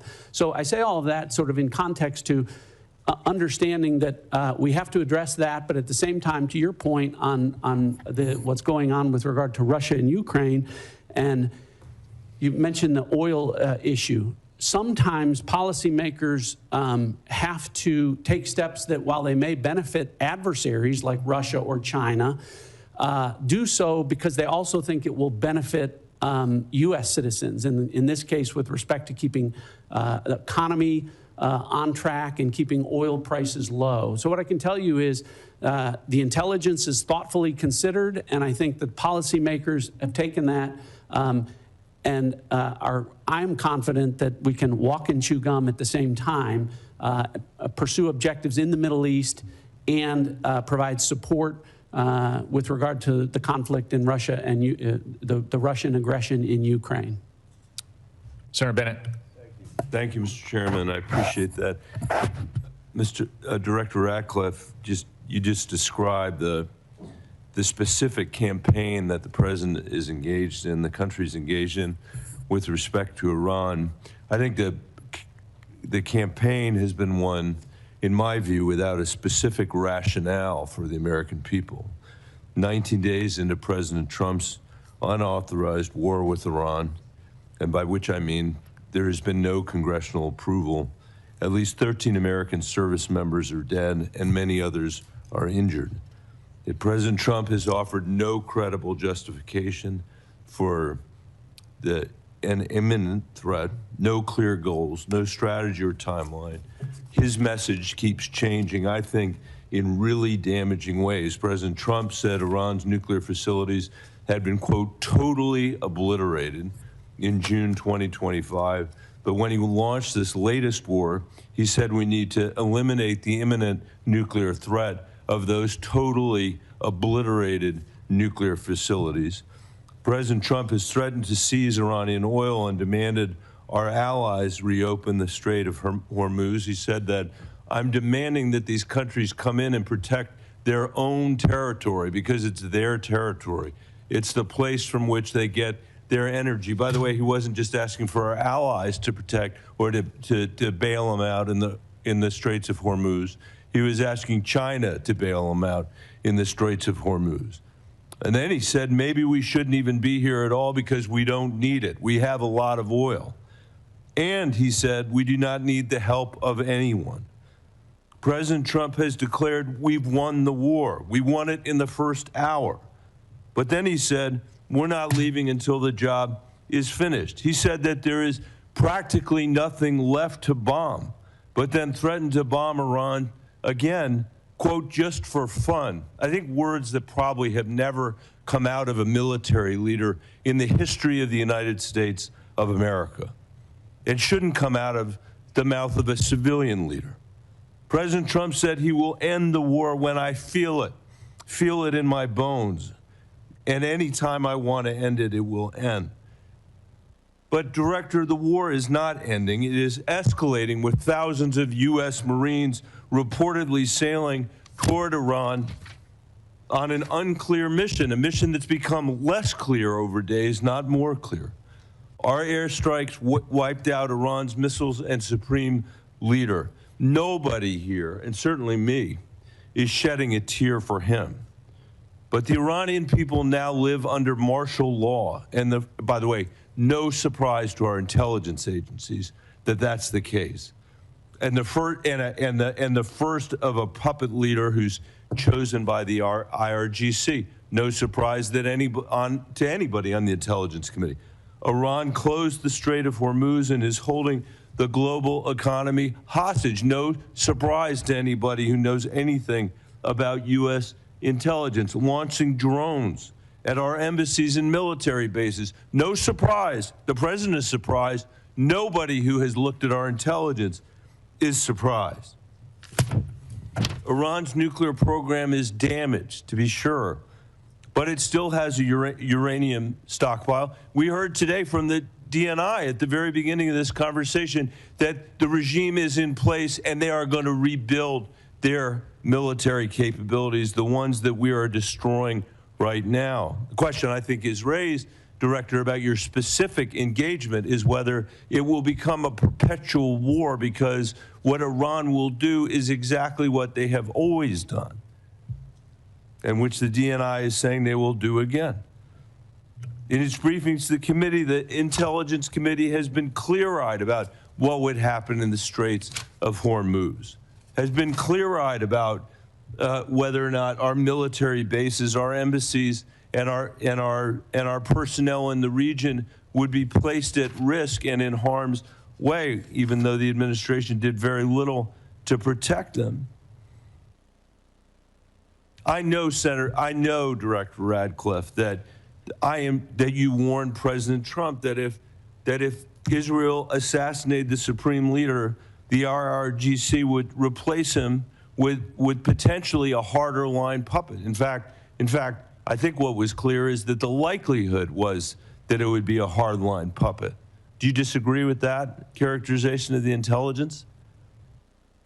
To that specific question, what we knew was, first of all, I guess I have to address up front, so much of what you related in there, the difference between political rhetoric versus... Not political rhetoric. I'm quoting the President of the United States. Political rhetoric versus military... Director, I'll ask the difference you between that and military and intelligence execution. But here's the most important thing. You mischaracterized this as saying there aren't clearly defined goals. The defined goals are very clear.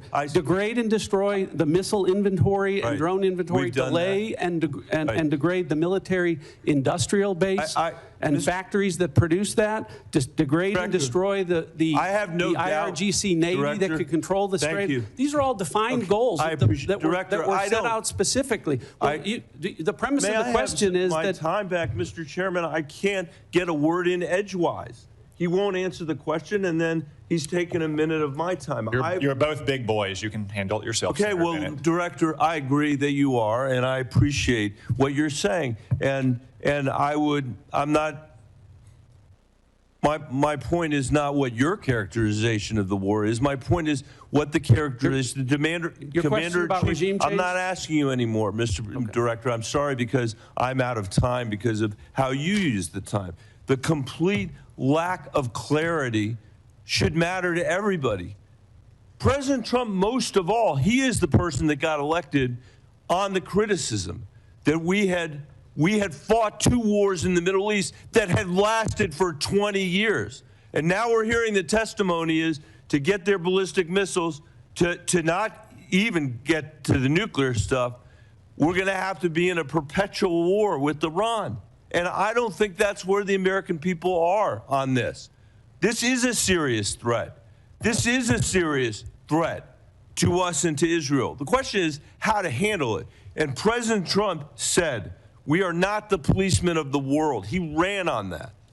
And now he's turned us into the world's policeman, into its jury, into its judge, into its executioner. And just because we have the most advanced military in the world, it doesn't mean that we should be in a perpetual war all around the world. Thank you, Mr. Chairman. Senator Rounds. Thank you, Mr. Chairman. I'd like to maybe follow up a little bit this same line of questioning, but I want to do it in a little bit different manner. I've had the opportunity, like all of the other members on this committee, to see the threats that we discuss regularly in the classified settings. I also, sitting on the Armed Services Committee, have the opportunity to see what our capabilities are and what we have to do in order to respond to those threats. Director Ratcliffe, let me just begin. I think it's been very clear from the beginning that even though there were supposedly diplomatic activities going on, behind the scenes it was very clear, and I just ask if you would disagree or agree with me on this, it was very clear that Iran, while they were talking, they had no intentions of following through diplomatically with eliminating any of their nuclear aspirations, correct?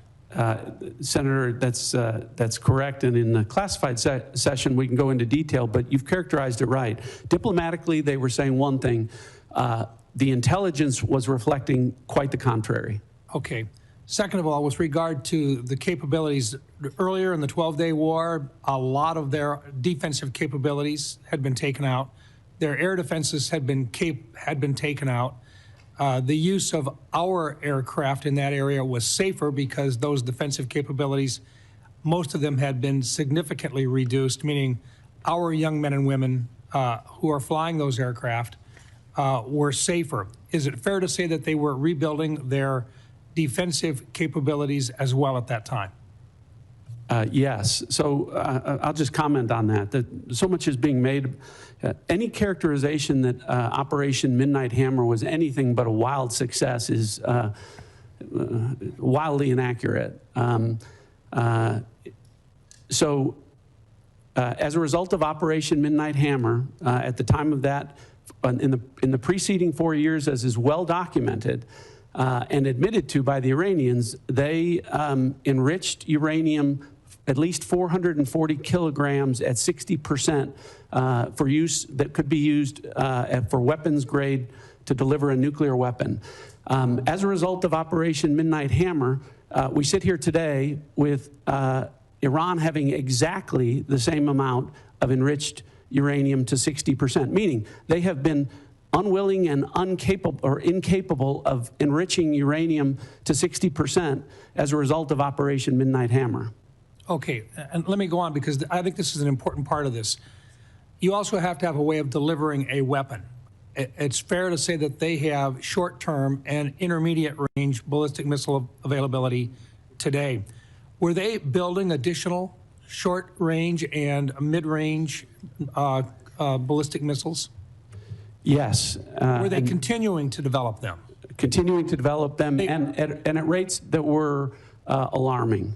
And what about our ability to respond to those? We have very good defensive capabilities, but it takes time for us to build our defensive capabilities.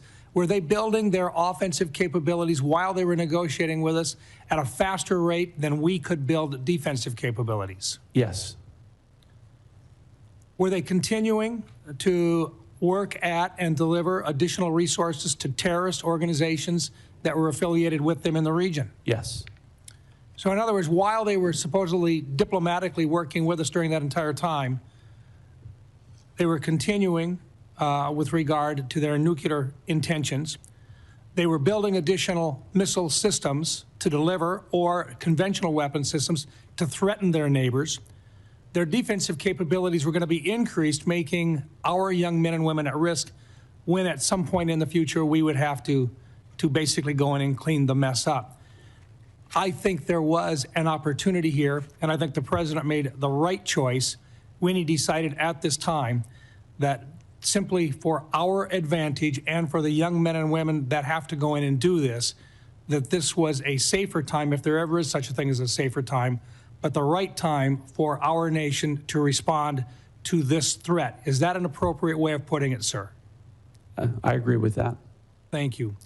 I think the president made the right choice. It is never a good time for a war. But at some point, you've got to look at what your best possibilities are for protecting those young men and women who are in harm's way. Let me move on for just a minute.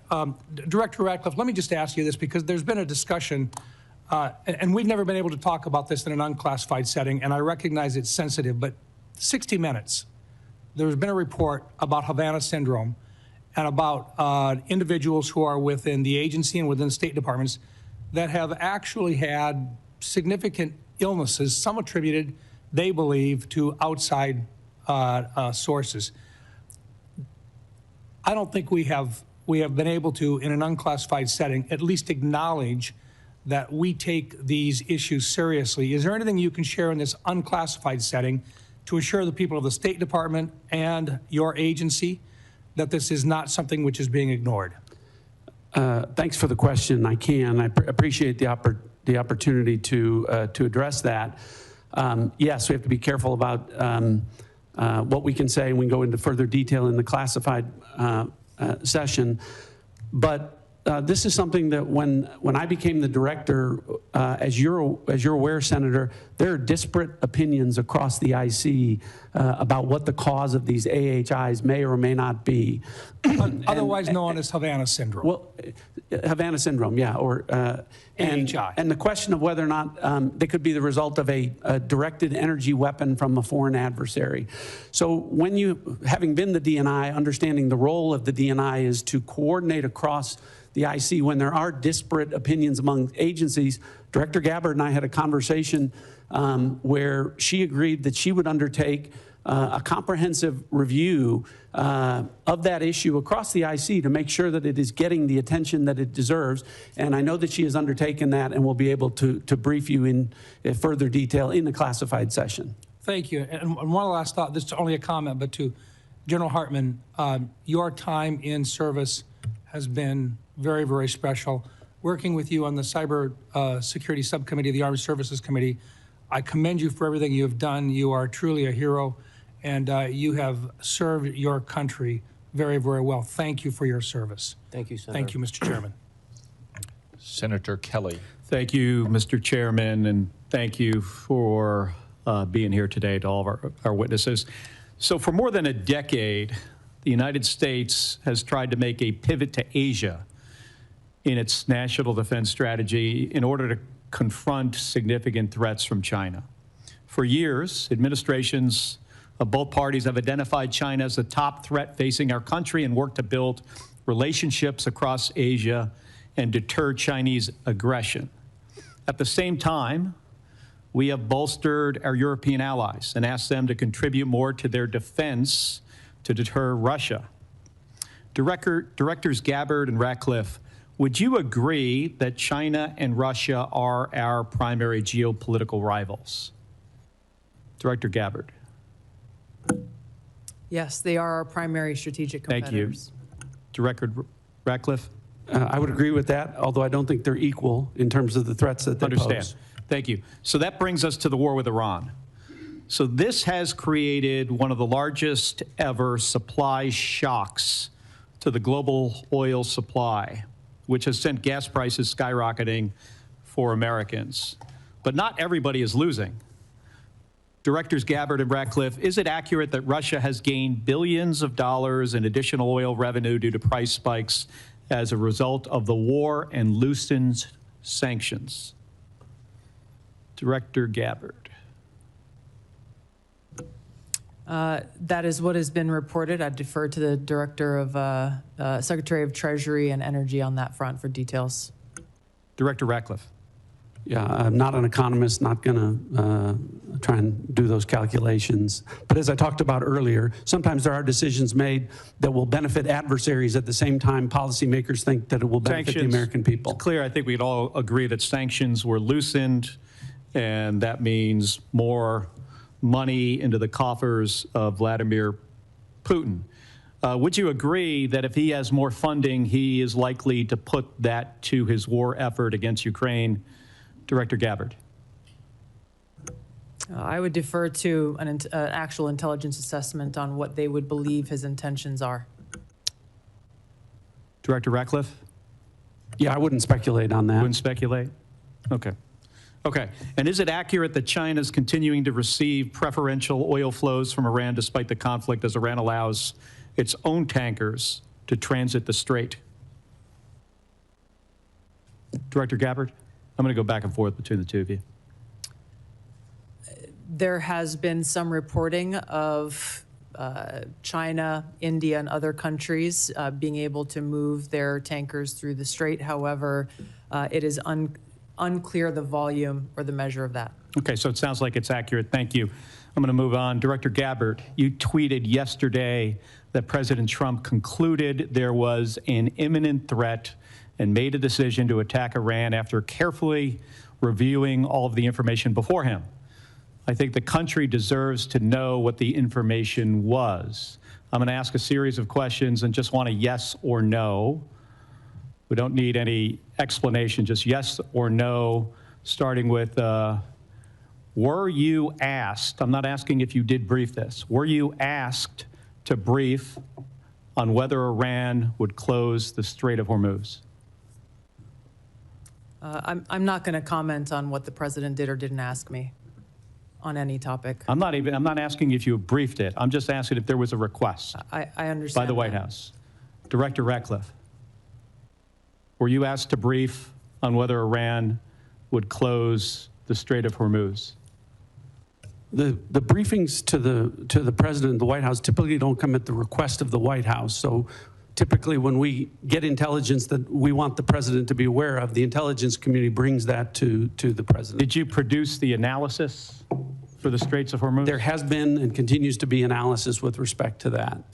Were you asked to brief on how our adversaries and allies would respond to the war in Iran? I imagine I'll get the same answer. So it's just to point out here, it's challenging to forget about actually what was in the brief for a second.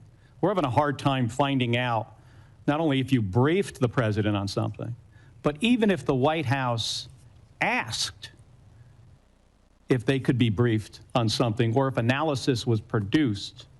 So I just want to point out here, this is about 6 days. Can I comment on Yes. that? Yes. I go back to the point. It's the same approach that we took to the prior operations, which, to your credit, Senator, you have praised the intelligence and military communities in Operation Midnight Hammer and Operation Absolute Resolve. It's the same approach and the same professionals in terms of how they approached this particular operation. We're trying to figure out if the president knew what the downside was of the Strait of Hormuz being closed. And I'm having a hard time finding out whether the White House asked or whether there was a brief, whether the president knew. Did he know this was going to happen, or did he just disregard it? And I just want to point out something that was released about 6 days ago. This is a fundraising email from the president of the United States. And in this email here, where there's multiple links to donate money, it says, as a national security briefing member, you'll receive my private national security briefings. Director Gabbard or Director Ratcliffe, do you think the public should be able to, supporters of the president should be able to pay and receive his private national security briefings?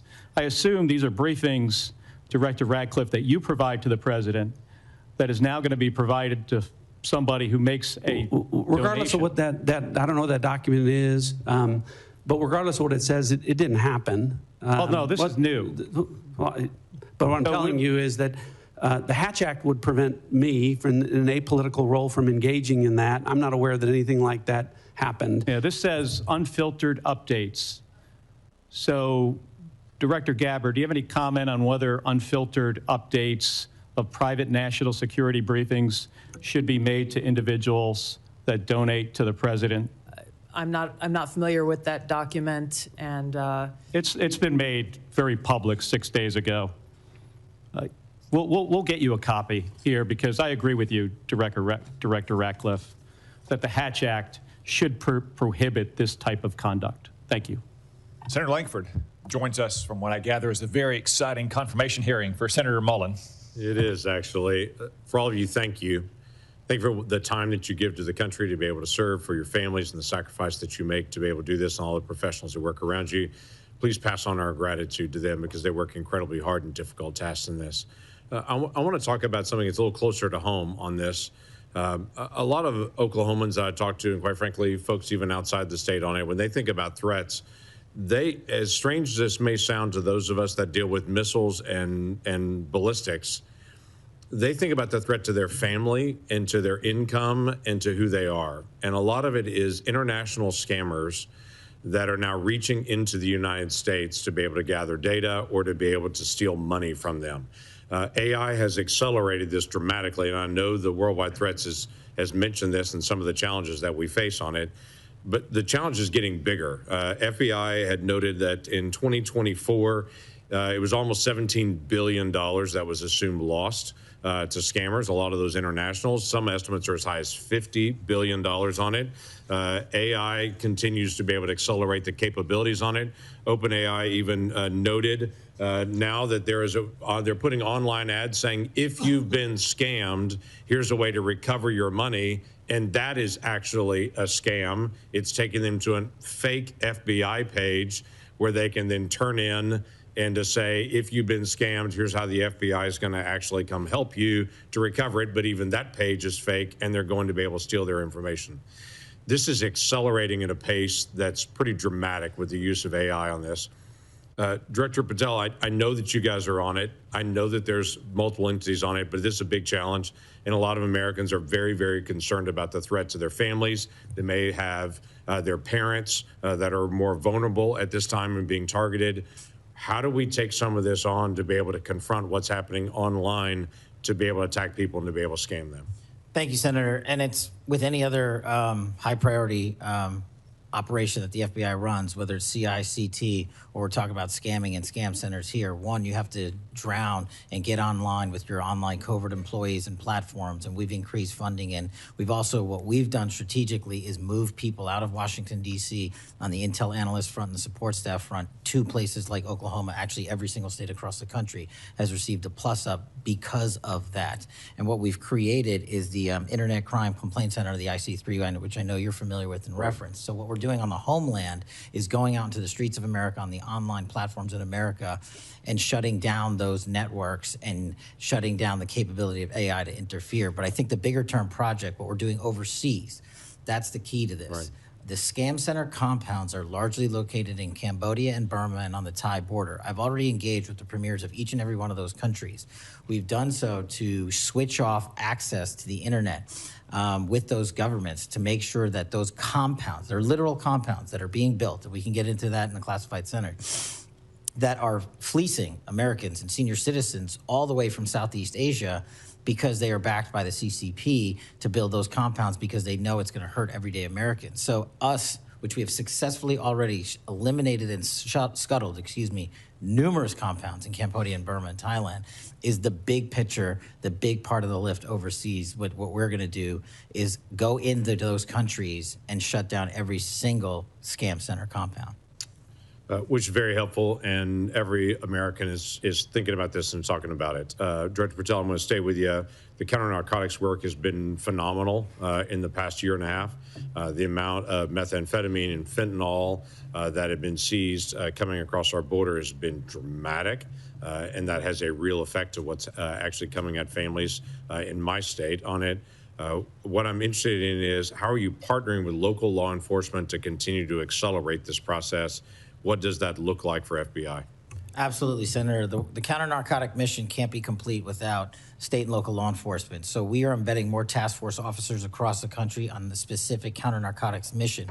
We've also stood up with our interagency partners in Tucson, Arizona, the Southern Border Intelligence Center, specifically on the counter-narcotic mission, so that we can utilize the Department of War and interagency capabilities on the law enforcement front.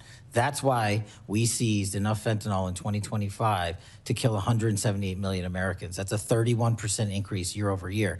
And here's a statistic that everybody should be proud of. Opioid overdose deaths from last year dropped 20 points. 20 points from across the country. And in Oklahoma specifically, Senator, we seized enough kilograms of cocaine to include a 232% increase in the state of Oklahoma alone, and enough fentanyl to kill 500,000 Oklahomans. We can't do that unless we have great police partnerships, which has been a priority of mine, which is why I've embedded police officers here at headquarters from around the country to make sure we have that connectivity. And I've shortened the task force officer onboarding pipeline from 1 to 2 years to 90 days. We need them. Yeah, we do. Director Ratcliffe, the annual threat assessment highlights this year the Muslim Brotherhood in particular, and calls out some of their financial and material support on this. That may be surprising to some folks here, but it's not surprising to folks all across the Middle East in the threat that the Muslim Brotherhood continues to pose to so many governments and entities across the world on that. How is the Muslim Brotherhood financing itself and its acts of terrorism? And is there something that we need to do here to be able to make sure that we're protecting Americans in the threat? Senator, I think with regard to the Muslim Brotherhood abroad, you know, we view that just as we do other proxies across the Middle East, the Houthis and other groups. And I can relate to you that the CIA is very focused on the counterterrorism front. You weren't here before. Right.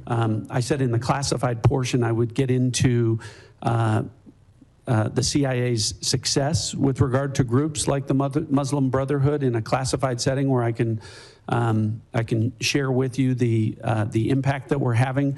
But and across the board with regard to terrorist groups and our counterterrorism activities, I can publicly characterize it as saying we've accomplished more in the last year than in the 4 years of the prior administration combined.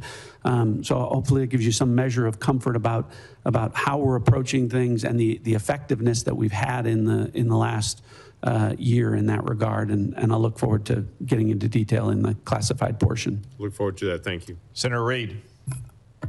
Thank you very much, Mr. Chairman. Ladies and gentlemen, thank you. The Washington Post reported earlier this week, in their words, the U.S. intelligence assessments say Iran's regime likely to remain in place for now, weakened but more hardline, with the powerful Islamic Revolutionary Guard Corps security forces exerting greater control. Director Gabbard, do you stand by that reported intelligence community assessment? I don't stand by any leaked so-called intelligence to the media. I do stand by the intelligence community's assessment that was included in the annual threat assessment that speaks directly to this issue, that as of this moment, the regime maintains power within Iran, even though they are vastly degraded on almost every front. Do you think that the killing of the Ayatollah and his wife and other family members and key people contributed to the picking of a hardline successor? Senator, the intelligence community's assessment has pointed to a number of different scenarios that went into play with the selection of the successor. The details of that we can discuss in a closed hearing with regard to the intelligence reporting. Is the regime in Iran now trying to promote the deceased Ayatollah as a martyr who should be followed, and does that help them consolidate support? Senator, the Iranians are certainly using that as a call to action. The effects of that from an intelligence standpoint remain to be seen. There is a tradition in Shia, though, to honor martyrs. One of their greatest celebrations is the martyrdom of the grandson of Muhammad. Is that correct? That's right. So we might have played into their cultural biases erroneously.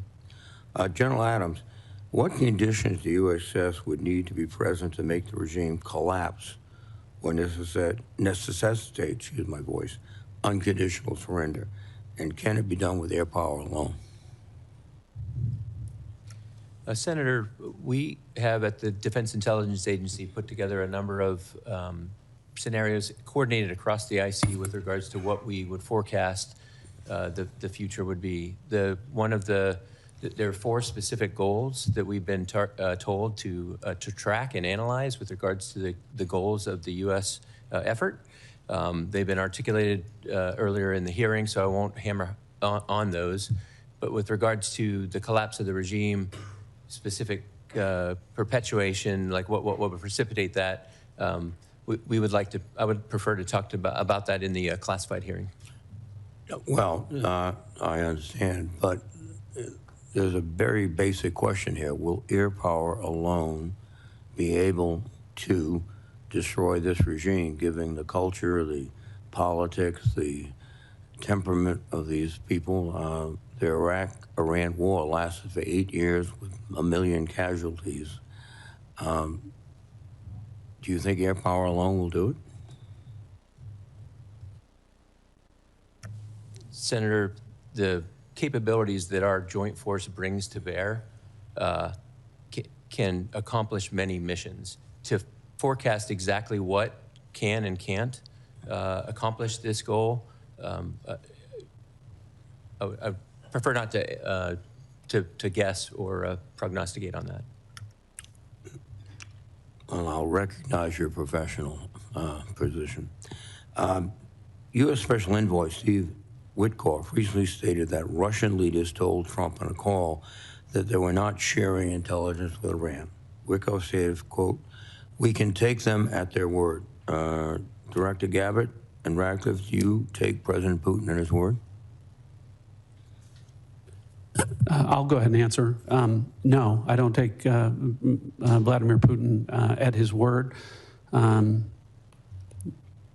Are they providing intelligence to the Iranians? Well, we talked about this before. Yes, in the classified session, what we can go into is that the Iranians are requesting intelligence assistance from Russia, from China, and from other adversaries of the United States, and whether or not those countries are is something we can talk about in the classified portion. But you've made an assessment. You've analyzed traffic communications, and you can... I know the answer and happy to discuss that with you in the classified portion. Yes, sir, go ahead. Go ahead. Thank you. One of the aspects of this is the collateral effects, particularly in Russia and Ukraine. We were just talking about Russia probably or possibly providing intelligence, with maybe interfering or inflicting casualties on our forces. Russia is also benefiting from the lifting of sanctions on their ability to sell oil throughout the world. I heard one estimate of a $20 billion surge in their potential revenues. Ukraine, on the other hand, is facing perhaps a disrupted supply chain of missiles and other equipment because they're being devoted to this operation. So, General Adams, can you just give me your impression of the effect of the battle on Russia and Ukraine at the moment, of this battle? Well, from our collections, the effect of the epic fury on the Russian-Ukrainian battle has been indirect, not direct. We do track very carefully what benefits or, as you alluded to, the collateral effects of what we're doing and how it impacts. There is a lot of, from both the Russians and the Chinese, observations of what we're doing and figuring out what they can learn from that. So I think that's a collateral effect as we expose what the joint force displays on the battlefield.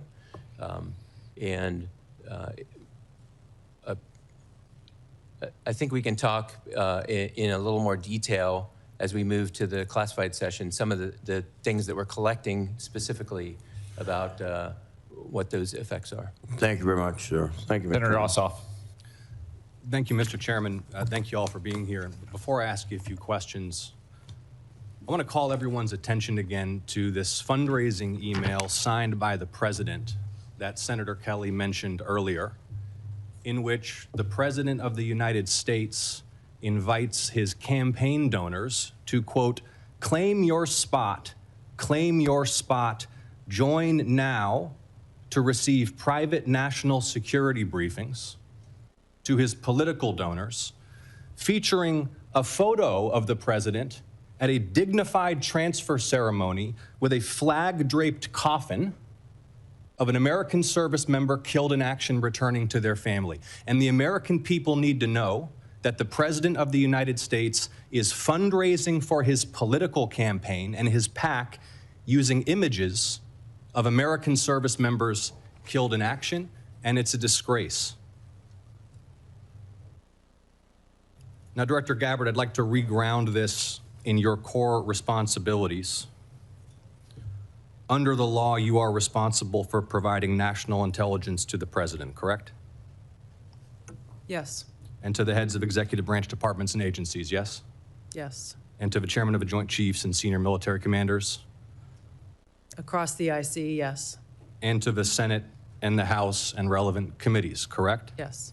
And the law states that the national intelligence you provide to Congress, quote, should be timely, objective, and independent of political considerations, correct? Yes. And you noted in your opening statement you're here fulfilling a statutory responsibility and that your testimony, quote, represents the IC's assessment of threats, That's right. correct? That opening statement, as submitted to the committee in advance of this hearing, stated that as a result of last summer's airstrikes, quote, Iran's nuclear enrichment program was obliterated, end quote, correct? That's right. And is that in fact the assessment of the intelligence community? Yes. So the assessment of the intelligence community is that Iran's nuclear enrichment program was obliterated by last summer's airstrikes. Yes. And the opening statement you submitted to the committee last night also stated, quote, there has been no effort since then to try to rebuild their enrichment capability, end quote, correct? That's right. And that's the assessment of the intelligence community. Yes. The White House stated on March 1st of this year that this war was launched and was, quote, a military campaign to eliminate the imminent nuclear threat posed by the Iranian regime, end quote. That's a statement from the White House. Quote, the imminent nuclear threat posed by the Iranian regime. Was it the assessment of the intelligence community that there was an imminent nuclear threat posed by the Iranian regime? The intelligence community assessed that Iran maintained the intention to rebuild and to continue to grow their nuclear enrichment capability. Was it the assessment of the intelligence community that there was a, quote, imminent nuclear threat posed by the Iranian regime, yes or no? Senator, the only person who can determine what is and is not an imminent threat is the president. False. And this he is the made that worldwide. This is the determination. worldwide threats hearing where you present to Congress national intelligence, timely, objective, and independent of political considerations. You've stated today that the intelligence community's assessment is that Iran's nuclear enrichment program was obliterated and that, quote, there had been no efforts since then to try to rebuild their enrichment capability. Was it the intelligence community's assessment that nevertheless, despite this obliteration, there was a, quote, imminent nuclear threat posed by the Iranian regime? Yes or no? It is not the intelligence community's responsibility to determine what is and is not an imminent threat. Okay. That is up to Here's the president the problem. based on a volume no, of it is information precisely that he receives. It is precisely your responsibility to determine what constitutes a threat to the United States. This is the worldwide threats hearing where, as you noted in your opening testimony, quote, you represent the IC's assessment of threats. You are here to represent the IC's assessment of threats. That's a quote from your own opening statement. And so my question is, as you're here to present the IC's assessment of threats, was it the assessment of the intelligence community that, as the White House claimed on March 1st, there was a, quote, imminent nuclear threat posed by the Iranian regime? Yes or no? Once again, Senator, the intelligence community has provided the inputs that make up this annual threat assessment. You won't answer the question. It is the nature of the imminent threat that the president has to make that determination based on a collection and volume You're here of to be information and timely. intelligence that he is provided with. You're here to be timely, objective, and independent of political considerations. Exactly what I'm doing. No, you're evading a question because to provide a candid response to the committee would contradict a statement from the White House. Let me ask you about your presence in Fulton County on January 28th of this year. You were present at the FBI's raid on the Fulton County Elections Office on January 28th, correct? I was present for part of the FBI exercising a warrant approved by a municipal judge. Yes, and the FBI was there executing, investigation. that warrant to seize ballots and materials associated with the 2020 election, correct? Yes. And are you aware that members of this committee have already opened inquiries into your election-related activities? Yes. And are you aware that your general counsel and deputy general counsel have already provided testimony to this committee regarding those activities? Yes. On February 2nd, you sent a letter to Senator Warner regarding your presence at the raid. Was that letter accurate? I don't recall the exact date, but if I sent a letter that had my signature, it was accurate. You stated in the letter that your presence at the raid was, quote, requested by the president, correct? Yes. When did the president request your presence at the raid? The day of the raid, the warrant execution commencing. The day of the raid? Yes. He called you on the phone? I'm not going to disclose how the message was delivered, but it was a request from the president and his administration to go and help oversee this warrant being executed along with the deputy director of the FBI. Is it your role to oversee? And to thank the FBI agents who were conducting Is it this your warrant. role to oversee the execution of criminal warrants? It is my role, based on statute that Congress has passed, to have oversight over election security, to include counterintelligence. But you said you oversaw the raid, correct? You just testified you oversaw the raid? Portions of it. Okay. Did you handle any ballots or election-related materials? No. You were inside an FBI evidence truck, correct? You were photographed inside an FBI evidence truck. It was an empty truck, yes. The president stated, quote, you looked at Senator's time has votes that expired. wanted to be checked out. The Is that senator's accurate? time is expired. Did you look at votes as the president Senator stated? Ossoff, your time has expired. You respond can for the have record? her. No, she cannot respond No, because for the record, will the director please respond for the record to that question is my I'm happy question. to respond to questions for the record. Thank you, Director Gabbard. Thank you. Vice Chairman? I just want to, not going to go back to this issue. I'm sure we'll address in the closed setting, but I am very disappointed. This is the only one time a year the public gets to hear from you guys in this kind of setting. And the fact that we have repeated public reporting, including a major story in the Wall Street Journal today about China and Russia assisting Iran, which seems obvious and evident, and none of you would confirm that publicly, I think doesn't give the American people the full challenges of this war.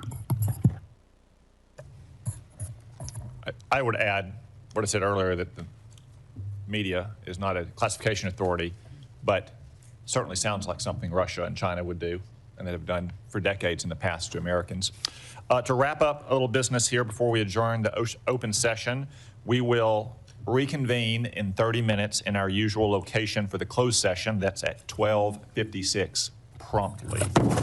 I do want to note for the record that Senator Young cannot join us. He is at Dover Air Force Base for the dignified transfer of remains for one of our fallen heroes, a Hoosier. And I would invite everyone to join Senator Young in praying for the family and friends of that soldier and all the soldiers who have given their life in the defense of our freedom and security. General Hartman, I want to again acknowledge you, given your impending retirement, since this is your last appearance for the committee. I'm sure you hope, and I'm sure that the thing you'll miss most about your long career in uniform is testifying before Congress.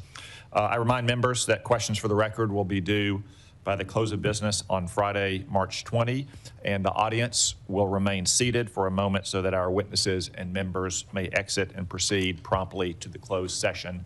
This open session is adjourned.